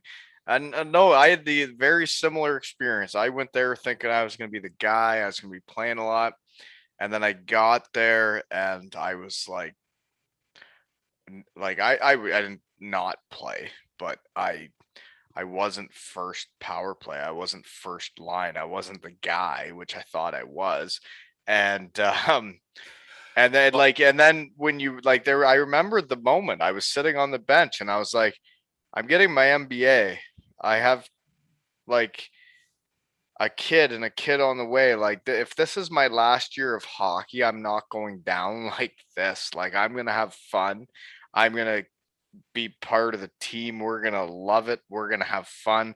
And then I just decided, you know what? I'm gonna be Wally the rest of the year, and I'm just gonna have fun. And that then things everything turned around. well, and I think like I had that attitude that like I never went in that year thinking I was going to be the guy because I knew my brother was, and I had no expectations of exceeding that. Like I never thought that was possible, but I was hoping that I was going to be more than what I was. And it was like we're winning, and it was like oh, and it was funny because it's like you're telling yourself we're winning, it's okay, it doesn't matter. But like But then your own pride and your own personal as a hockey player and like your whole though you're the same as me. You don't want to be second best. You don't want to be fifth defenseman. You want to be the guy. it's tough. So like when I went there, and I don't get me wrong, I played a fair amount. So like I was second unit PP, I was second unit PK. Like I was always there. Yeah. It was always that second unit. Like I was always net, but I was never the one. So like it was frustrating not to be at the top, but I was never to the point where I was like, okay, I'm not anything. Like I felt like I was always in the mix. So No, yeah, and you guys, but that's the thing is Lordo was good at that. Like he had everybody buying in. Everybody was part of the team. Like whatever spot you were on the team, he knew how to deal with you. He knew how to talk to you. He's a good coach. So what he did well, and then it's not always the perfect scenario because it's hard to do, but he's like, if you're a PK guy, you're a PK guy, and you're not like if you're a PP, you're not PK. You know what I mean? So like the guys that were third, fourth line guys that And I didn't, think he had too much talent, right? If you don't have as much talent, then those guys have to do both. and don't get me wrong, there's some guys that like were PP guys. So like Joey played both, and certain guys played both, like my brother did, or Yeah, it's the odd guy, but most guys yeah. but there were some guys that probably could have played both, but for the bigger picture, didn't play both, so that you could make more guys feel like they're part of the team. Yeah. Yeah, no, and he was very good at that, and I think he's going to do quite well. But one thing we never talked about is you haven't taken a pee yet this whole episode. Navigating lieutenant. Yeah. Bayfield Brewing Company. Okay, question. When you were in Storehammer, because we kind of skipped over it, were you in a video game? I don't think so. Really? Because in like the Champions Hockey League, they started making all the teams, and then I I thought maybe you were in one. I think they did, but I think it was the next year, and I was signed on to be part of Cardiff, and then they made the video game with the Storehammer team that year. because they were the Champions League of the previous year. So I don't think I was in the video game. Well, I I would would love know to that if I was you, because all I wanted was to be in a video game for my kids so they could see it, but believe me, if I was, I'd still hold that Nintendo 64, whatever year I was in. I would have held that system forever. Believe well, me. exactly. And that's the thing is you may be in a game, you don't even know. Okay. Next question is I don't know. I don't know where we are anymore. We went to Cardiff, then we were back to Norway. Norway, really expensive, eh? Very expensive spot. That's the only downfall to being there. To be honest, the Are people. the contracts more because of how expensive it is? I don't remember. I not really. To be honest, my first year there, like I said, I'm kind of like a homebody, so I didn't go out and do much. And you're like, here, things are expensive, and you don't do it. And I got some advice from somebody in Europe who was like, enjoy it while you're there. Like, if you want a steak to enjoy yourself, like have a steak. And so, like, as I played in Europe, so my last year there, like, if I wanted to go have a beer, we wanted to go for dinner, we just went out for dinner. And I didn't even really think about it. You just kind of like, what did you have left over afterwards to get you through the summer? I know. Kind of thing. So I knew it was expensive. I made more money my last year than I did my first year there, but I couldn't even tell you how much we had left over at the end of the year. I really couldn't. No, I know because it's expensive. Like I heard beers are like, well, I guess Canada's not that cheap either anymore. $7. So like if you bought this Bayfield Brewing Company beer A navigating lieutenant, folks. at 473 milliliters here, you bought one of these at the grocery store, that'd be $5. $5 in Norway? What? This is years ago, yeah. $5 at like that's like buying it at LCBO. If you bought it at the bar, this would be $10 or $12, and this is 10 years ago. This isn't. Oh, okay, so it's more than that now. Mhm. Because I used to hear of that it was like $20 a beer or whatever. Like that. Well, I guess my ears are all messed up. I still feel like I'm young, but I'm not. So I guess I was hearing about it being really expensive in Norway like 10 years It ago. is though. It really is. Well, when I went to school, let's throw this back a little bit. When I was at university, Sunday nights was dollar drink night. So you get two doubles and leave a dollar tip for $5. I know. Put that into perspective. So Beers at the bowling alley are 50 cents a beer, or you could have you go to the bar and get 50-cent beers or $1 beers at Western Michigan. So if anyone's listening to this podcast that's under 30, they're thinking this is ridiculous, and we're the oldest people alive. So Well, you said something else that made you age, but I can't remember what it is now because we've been going too long. I forget what it was. Shoot. My memory's not as good today. Okay. But you did go to Cardiff and you played with your brother, and you were the guy that would play up and down the lineup wherever they needed you. And you won the championship with your brother, I guess your last year professional, right? Yeah. So it's kind of a weird year from like a school perspective. When you look back, it was like school's a lot, hockey's a lot. I've got a kid at home, so you would know exactly what I'm talking about. It was like extremely stressful. Like you never have a break. There's always something. There's never a day off. So it was really hard, but at the same time, It was one of the prepares you. best places I've ever played. I can see how guys would stay there for years. I would have easily stayed there for 10 years. Like I can see it in a heartbeat. Like the team treats you really well. And not to pump, like I know you pump Cardiff's tires. Yeah. Todd does a good job. Steve and the ownership group do an unbelievable job. The fans there are unbelievable. The rink now, they have a new rink too, is nice. Like the city's great. Like I can see why guys stay there for 10 years. Like imports come and stay. They kind of have a turnover this year, but like I can see why guys stay there forever. It's a great spot to be. I loved it there. I loved everything about Cardiff. It was great. It was awesome. We had a nice apartment. You have a nice rink. You're treated extremely well there. You get everything you need there. It was great. Yeah, no, and you're right. It really is. Like, and they do it the right way. And like there's so many other teams in Europe that you're like, if you just did this right, like if you just brought in good people and you treated people correctly, but then there's the financial part of it that like there's some teams that just don't have the finances to treat people the way you should, right? But it's a balancing act because look at the guys that have stayed in Cardiff. So you talk about the Joey Martins, the Joey Haddads, my brother, Forns to a degree. These are guys that could have taken bigger paychecks to go elsewhere, but they stayed there because it's a good city. They're treated well. You know what I mean? Like And there's yeah, there's a absolutely. dollar placed on that where it's like, why would I go here and make $5,000 more to get treated like shit all year and it's miserable? It's And that just yeah, and you can have a coach that makes you do the running or jumping or whatever it is. Like you whatever know it is what I you're don't want to do. yeah, well, like there's coaches in Europe that are so outrageous. You like people you could try and not explain it to people, but you won't get it until you've actually been through it that like they if you don't do what they're saying, like you don't get ice time, you don't play, like you'll do whatever they tell you to do.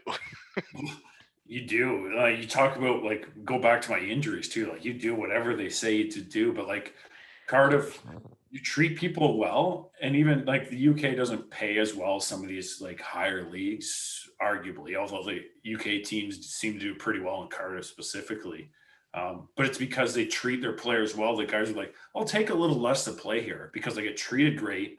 I play well." So you don't, you know what I And mean? you got the chance to make more money and win championships, and that's what hockey players want, right? Mm. So why, like my brother, I remember talking to him, and even before I came there, and while I was playing there, he had chances to go for more money, and it was always like, why? Like, for what? Yeah. If you're gonna play another 10 years and you're like want to build up to these higher, like I get it to a degree, but if you're playing for 2 or 3 more years, like play in a spot that treats you what, like there's a dollar. Enjoy life. Enjoy what you're doing. Yeah, and that's what Cardiff does so well, and that's why they've retained players. And I know this year there's been a more of a turnover, but like that's part of the reason that they have But that. then all these new players that come in, right? And they like they'll be the handful of guys that just like they hit it off with the coach. They're the key players. They're what he needs. And then next year you got to bring in sprinkle in a few more guys, and then hopefully they can just keep it rolling, right? But that's what Cardiff did for years is they brought in the Joeys, both Joeys. They brought in Yeah, my brother. They brought in there's a couple. Bouncy. Yeah, Bouncy. They have Mo who was there. Like they brought in a core of guys, and they started to sprinkle people in, right? Like Right. And then, but I guess I wasn't going to bring this up until Batchy later this week, but Richie just became the captain. And you couldn't ask for a better captain in hockey. Like that guy is going to put his best foot forward every game. You don't know if he's having a good game, a bad game. He is just an absolute robot. he's just a like he's a good player because he brings every game, but he's a good person every day. He could have been captain, and not to take anything away from Mo or Joey, but like he could have been captain when I was there. Like Yeah, no, he could have been captain when he was 15. he's a good person. He brings it every day. Like it's a no brainer to make that guy captain at some point. Like he's an easy decision. I have nothing but good things to say about that guy. Like he's the easiest decision I think they had to make this year for a leader. Oh Like, yeah, yeah. That guy would block a but puck like with his when I face was any there, day. we had Mo captain. I think Joey was assistant, maybe Haddad, Almer, and Myers. I think, but like we had 10 guys who you could have made assistant like we had a team of leaders, which it always helps, but like Richie was a part. Like he just brings it every day. He's not a pretender. He's not some guy who like fakes it for the coach. You've been on teams who like guys are leaders for that. Like No, he's he is deep down as good a person as you can find, and that is why he is willing to block a shot with his face. He's willing to do anything for anybody on the team because all he wants to do is win, and he wants to win for the Cardiff Devils, and he is the perfect decision. I 100% agree. I haven't been around that team for a while, but knowing him, I 100% agree. I have a tough time believing that anybody would be better than him. I agree. Okay. So it was your time in Cardiff. How long have we been going here? I don't remember when we started. It's 11 now. What do you start? We're 2.5 hours almost right now. Holy shit. Okay. Moving on. Cardiff was awesome. You won with your brother, but you keep on rocking with the Stony Creek Generals, and your team is like an all-star team of like minor hockey when we were kids. So I retire, which was brutal because, like I said, I had a contract to go back to Cardiff. Like it was signed. And you've had Toddy on, and I laugh because like Toddy came in with a price. He's like, "What do you think you're worth? Like, what do you want?" I gave him a dollar value, and like openly honest, like I was full disclosure. He's like, "What about this?" And it was like lower. I mean, it doesn't matter what it was. And I was like, "Todd, you asked me what I wanted, and I was dead serious. Like I was upfront and honest about you. Like that's." And he's like, "Okay, I respect that." He's like, "All right, we'll do that." And like that's how our negotiate. It was funny because it was like no hassle, and he respect like I didn't overshoot. I gave like an exact dollar that I thought I was worth, and You're just being an honest person, and like he this tried is to what I think undershoot. as a And then player. when I called his bullshit, it was like it seemed to be a dollar value that he agreed upon, like before, kind of thing. But then we decided to retire for. We can go down that route a long way, obviously, but So you were going back, and then you decided to retire. so I had a deal to go back, and it was kind of like I told him when we signed, I was like, but I'm not sure I'm going to play next year, kind of thing. It was like, I want to play, but I have this deal to go back. So he's like, well, we need to know because we need a player. And I was like, I get it, but, and I shouldn't have told him because there's guys like who will like take a contract and last minute bail out. And then bail out, but you're not that guy. And he when someone treats you well, You don't want, you can't do that to them.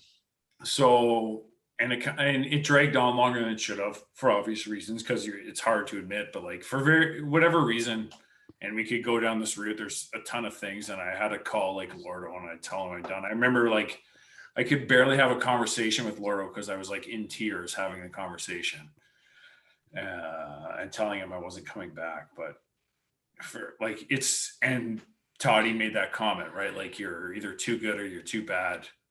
It sucks standing in the middle because you can play another year, but your kids, you want to have more kids. You have like there's just so many things.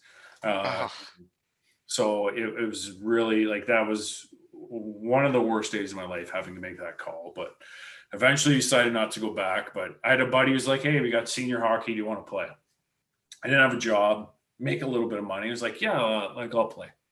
So I go and play. And I'm like, "Oh, wow, this, you come from pro hockey and everything's so professional." And like, you go there and guys are like, I remember our coach calling guys before the game. He's like, "Hey, are you coming today?" He's like, and I could hear the other guy in line going, "What time's the game?" He's like 7:30. He's like, the guy's like, "Oh, okay, fine. Oh, okay, we're on our way." I'm like, "Okay, this is very different." This is very different.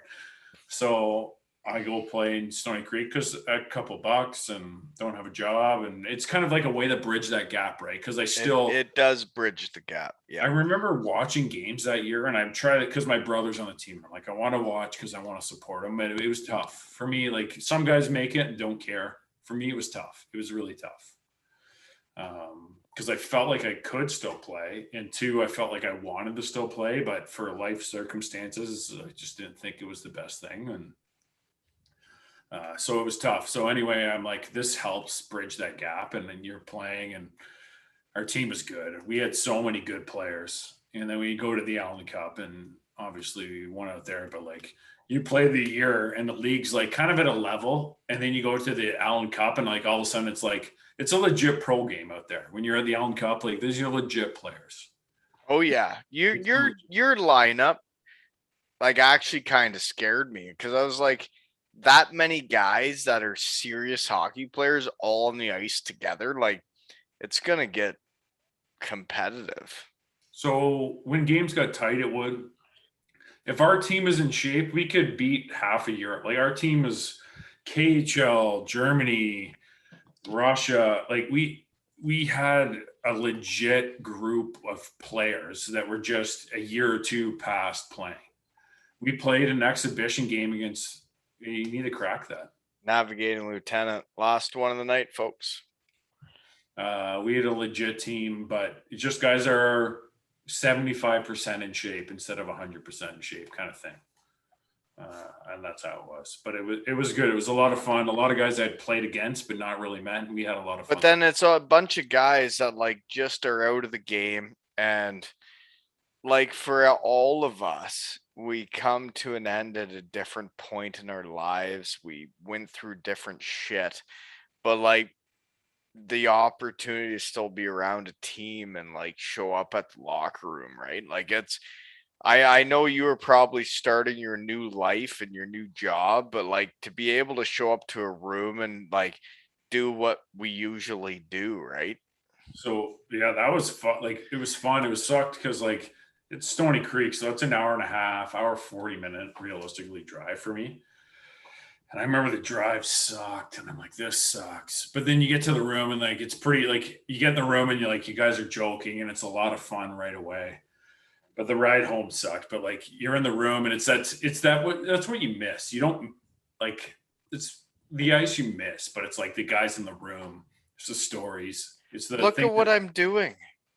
Yeah, we talked about this earlier. It's the stories that like you tell. Like it's fun. Like in the room, we had these, and I don't want to go too far down the road, but you had these guys like in the room, like the stories and like stuff they're doing. Like it was so funny. It was so funny. And we had a lot of fun that year. And we went out to the Allen Cup, and we had our team on paper. If we had guys in shape, would have blown everybody out of the water. It wasn't even close. It wasn't even close. Our team was stupidly good. So how does it work? I remember watching it on TSN, and I remember seeing like Hoth's brother winning. I don't remember him being there because I don't think he was. But you guys win the whole thing, and I'm watching on TSN, and like you're playing hockey on TSN. That's pretty cool in Canada.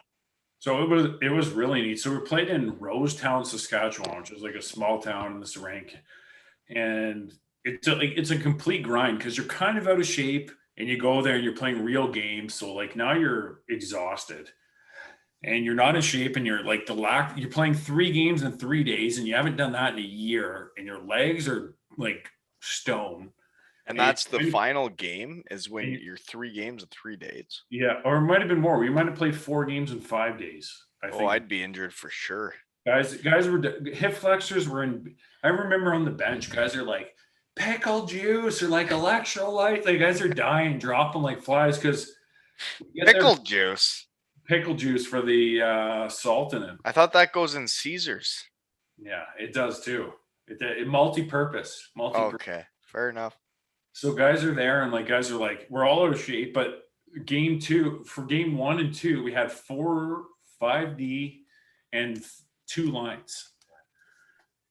And then you get to the finals and like the weekend, and more guys fly out because guys have jobs. Like everybody has something. No, I know they have real lives. Yeah. So it was tough. It was really hard on the body because you're not used to it.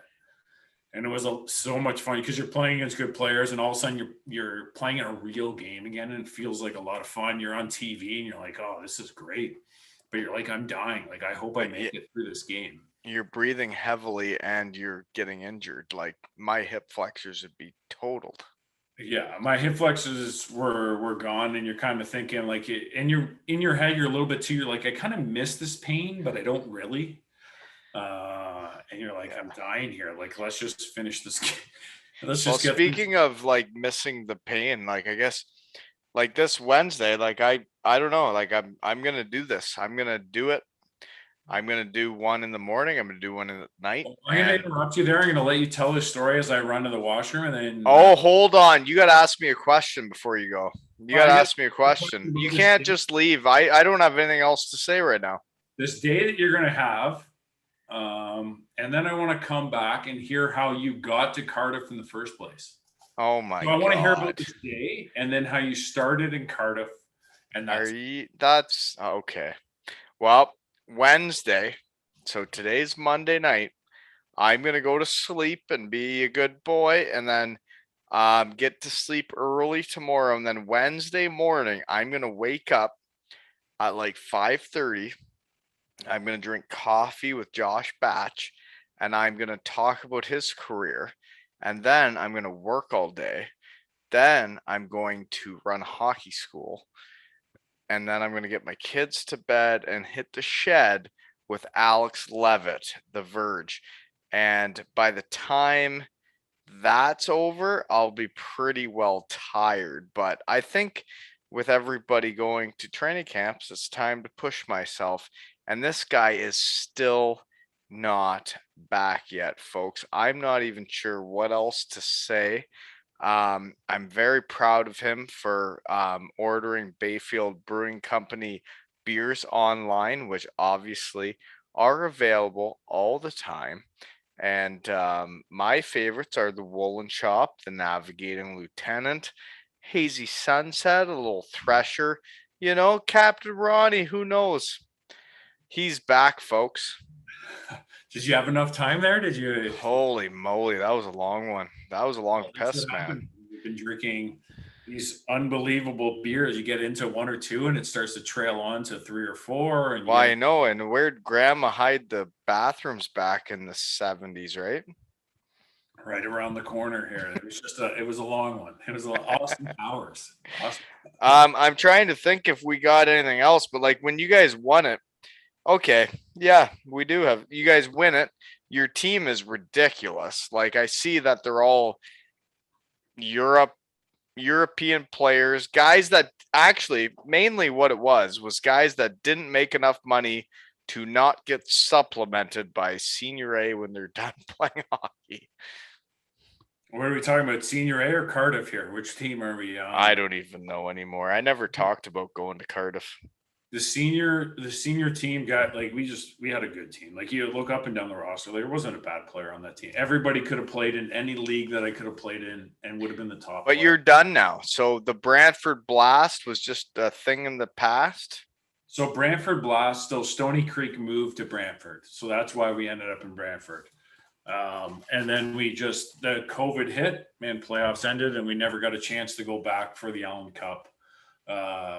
We won my first year. The second year, I think we lost in the semis to a team we beat earlier in the round robin, but we could easily ran it back year two when we were there. But that was when we won that trophy, it's the oldest trophy. So it's a Hockey Hall of Fame trophy. So you celebrate with it, you bring it in the room, you drink your beers. Like we were in Rosetown, the dressing room is legit a hallway, like a tiny dressing room. Like guys are on top of each other. We had guys dressing in the shower. Like old school rink.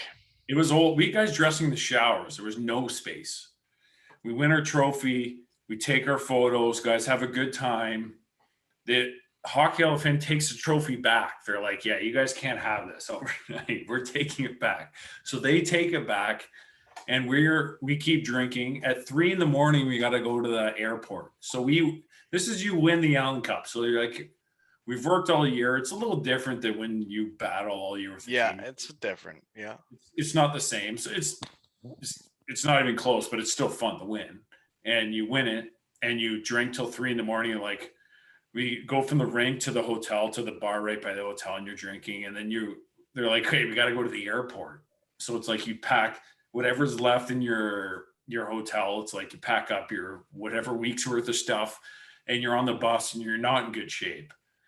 And you're like, okay, we're on our way to the airport. And you go to it's like an hour drive to the airport and you're kind of stopped drinking, but you're drunk to the point where you're like, I know I'm going to get hungover and how much do I want to push this? And you get on a 4-hour flight and I'm not a big fan of flying. So like I played in Cardiff and like we flew all over the place. Like I talked about ownership treating us well. We didn't bus. They flew us up north. Yeah. And I'm not a big fan of flying. I wasn't then. I progressed a little bit by being there, but we're flying home and I'm hungover and it's the most turbulent flight I've been on in a while. Like not the most I've had some bad ones, but this one was, and you're hungover and you're bouncing all over the place and you're like sweating. You're like, get me off this freaking plane. I don't want to be here. So, and then you get to the airport and every like guys live all over Ontario, right? Like a lot of guys live in that Stony Creek, Hamilton area. And you get off the plane and it's like, okay, grab your bags and you go home. And that's it. And you won, you drank till 3 a.m. and then you go on your way. And that was it.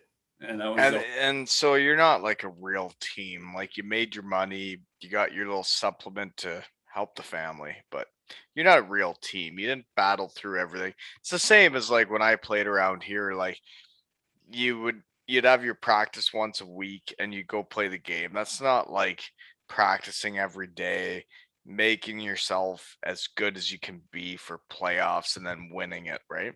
well, yeah, Cardiff and Italy were way more fulfilling than even close. Like Cardiff, we won the league, we lost the playoffs, but like when we won the league was different, but the Challenge Cup was in Cardiff and Sheffield. It was half the rink was Sheffield, half the rink was Cardiff, and it was completely insane. It was the most crazy atmosphere I've ever been in my life. You walk out and the whole rink is going absolutely nuts. And then we win that game and it's like you win and it's just nuts. And we had so much fun. Like I don't think there's a guy that like even if he didn't play, it was awesome. I And the know. big like a goal scores, it was unbelievable. And then the league was different though because it's like I remember like it was so stressful in my head. It was like, okay, we're up by 3 points. We have to get 4 points this weekend. They can't win. And I remember the whole year being stressed, so stressed. Every weekend you're like, well, if they do this and we do that. And I remember the Challenge Cup was like a big excitement, and the league was like, it was more of like a relief. It's like, oh, thank God, like finally it's over. But like I was so proud of it because it's like a year-long thing, right? To win it, but it's like I'm mentally exhausted to win this stupid trophy. So I totally know what you mean. it was very different. Every regular season game was like a game 7, and then you're playing Fife, and you're like, I just want a night off. Like, back off. Well, that's the whole thing is you're playing Fife, but Fife matters so much. But It does because they're gonna beat them or you're not. Like, yeah. the old cabinet maker. This is number 6, so we're Holy moly. You know what? I was about ready to shut this down. I don't even know what else to say. so I think yeah. Don't get me wrong. If we're done, I can finish it, no problem. But Oh, we have all sorts of after hours time yet. We just need to be ready for work and crazy Wednesday. yeah, so the Challenge Cup was more fun. The league trophy was so satisfying because it was such a long period of It time. would have been more exhausting, but like it's different, right? When you win that, you can see it coming. You know it's coming.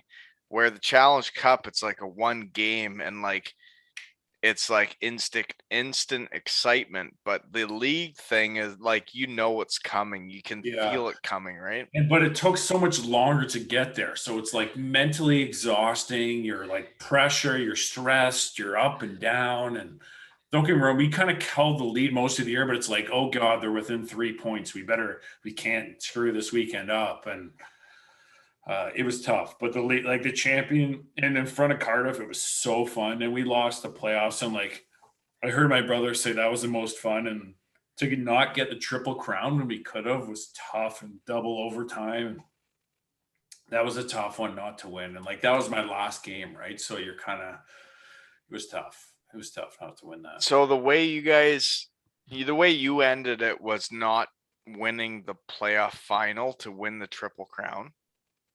Yeah. So like and it's kind of funny because like you move around and you're like, okay, so Hold on. Triple crown for the folks is in the UK league, winning the Challenge Cup, the league, and the playoffs.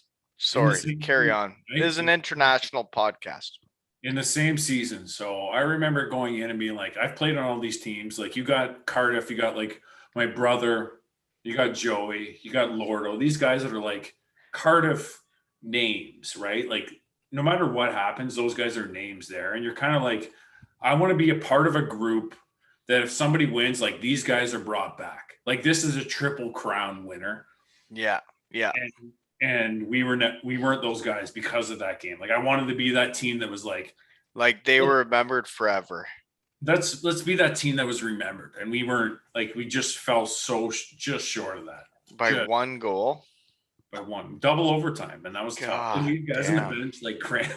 And I remember like you got to get Lewis on this podcast, but I remember like Lou was like cramping, like God, and guys are all over that like you don't play overtime games, so you get in double overtime. Like it wasn't just him; it was me and my brother, and like my brother doesn't bend his knees to begin with, so he was okay. And then Bit you of get a peg leg. yeah, like a pirate out there skating. So it made it hard, but like that was I've had two tough losses in my career. That was one of the two. That was No, it. I know there's some that stick with you way harder than others. But you've won some stuff. You traveled the world. You had kids in Italy. You had kids in Canada. You traveled everywhere. You sounds like you're doing just fine now. Yeah, well, I like to. It's hard. It's like you can't go back, right? So Well, it's you can't. Like, we may as well talk about it. yeah, I can talk about it. I'd love to go back. I'd love to be more involved in hockey as I go forward, but with kids, you only have so much time in the day, right? So you gotta give your time to them, and hopefully uh, get involved in whatever they love. So if it's hockey, great. We'll kind of push them there, but if that's not it, then it is what it is. So Their passion is their passion, and what like every kid's different, right? Like some kids' passion is. I like there was a guy last weekend. I heard his kid likes reading books. Like that's cool. Like it's different than what my kids are doing, but like I mean everybody's into different shit, right? it's their thing, and it's hard. It's like me. My I grew up with my brother, and it was hockey. Yeah, that's where yeah. Day and night, and I grew up with a brother, and it was day and night hockey. And now I've got a daughter and a wife that I live with, and what like you know what I mean. It's very different to start with, and then if they don't like hockey, it is what it is. Like that's fine. I'll love whatever they love because I want to do it with them. But Yeah. It's different. it's different. And that's fine. But I secretly pushed them into hockey without going too hard. So No, and you miss it. Like you miss that. Like I wouldn't be surprised if you're playing senior A by the end of the year. don't know. I can't fit it mentally. Yes, physically, no, I can't do it anymore. So Well, I think we should shut this down because I'm having a real bad track record of 3 hour episodes and we are almost there. yeah, I don't think to listen for 3 hours is a tough one. And you know what, folks, if you made it this far, congratulations. Well done. You're we love you. No, Right? that's fair. I worked my way through six Bayville Brewing Company beers, and I'm gonna be honest, they were delicious. Aren't they? Like I tell you, it's the best sponsor you could have because like I've said numerous times, there's some of those small breweries that the beer is just tough to get down. But these ones, doesn't matter what kind you get, they're all good. I'm gonna be yeah, not one of these was tough to get down. They all went down pretty smooth. So And I'm gonna have to discuss with them this online ordering now. Now that we know this is a possibility, we need a Wally like 15, 20, something, right? yeah, I think I think it's something that's got to be worked out for sure. I mean, and the other goal is, folks, just so you know, after Wacky Wednesday, I like to have goals. 100 episodes in 365 days. Yeah. I'm well on my way. So there you go. Hey, I appreciate you having me on. This was a lot of fun. I love talking hockey. So no, seriously, man, it's been awesome having you on, and like the career you had, like it's incredible, man. You lived in a whole bunch of different countries I never did. You lived a whole different thing, and it's crazy when you think about hockey players and all the different places they go and different things they see and do. I mean, I'm just happy like guys like you want to come on because this is what I love to do, man. I love this shit. Well, that's that. Like Todd said, it's those guys that don't know. They're not good enough to play, or they're not good enough. They're too good to quit, but they have the stories and they love the stories, and that's exactly what you're tapping into. So I hope people appreciate that because it's fun to listen to for me, and I hope other people enjoy it as well. Oh man, I'm happy to have you on, and like I can't wait for round two with you and your brother and see that dynamic. You Yeah, know, maybe that, we'll even try and that get Lordo on and then really freak people out and see what that dynamic's like. I've got some Marvin stories, so I refrain from those. I had them written down, but like I've got some stories in the locker right now. If we ever get to that point, Wow, we got to do another one because this shit's not stopping. I hope not. I hope not. I enjoy listening to it, and so I hope. Well, thank you so much for coming on, man. And this has been another episode of Two Ales and Hockey Tales with Scotham and Wally.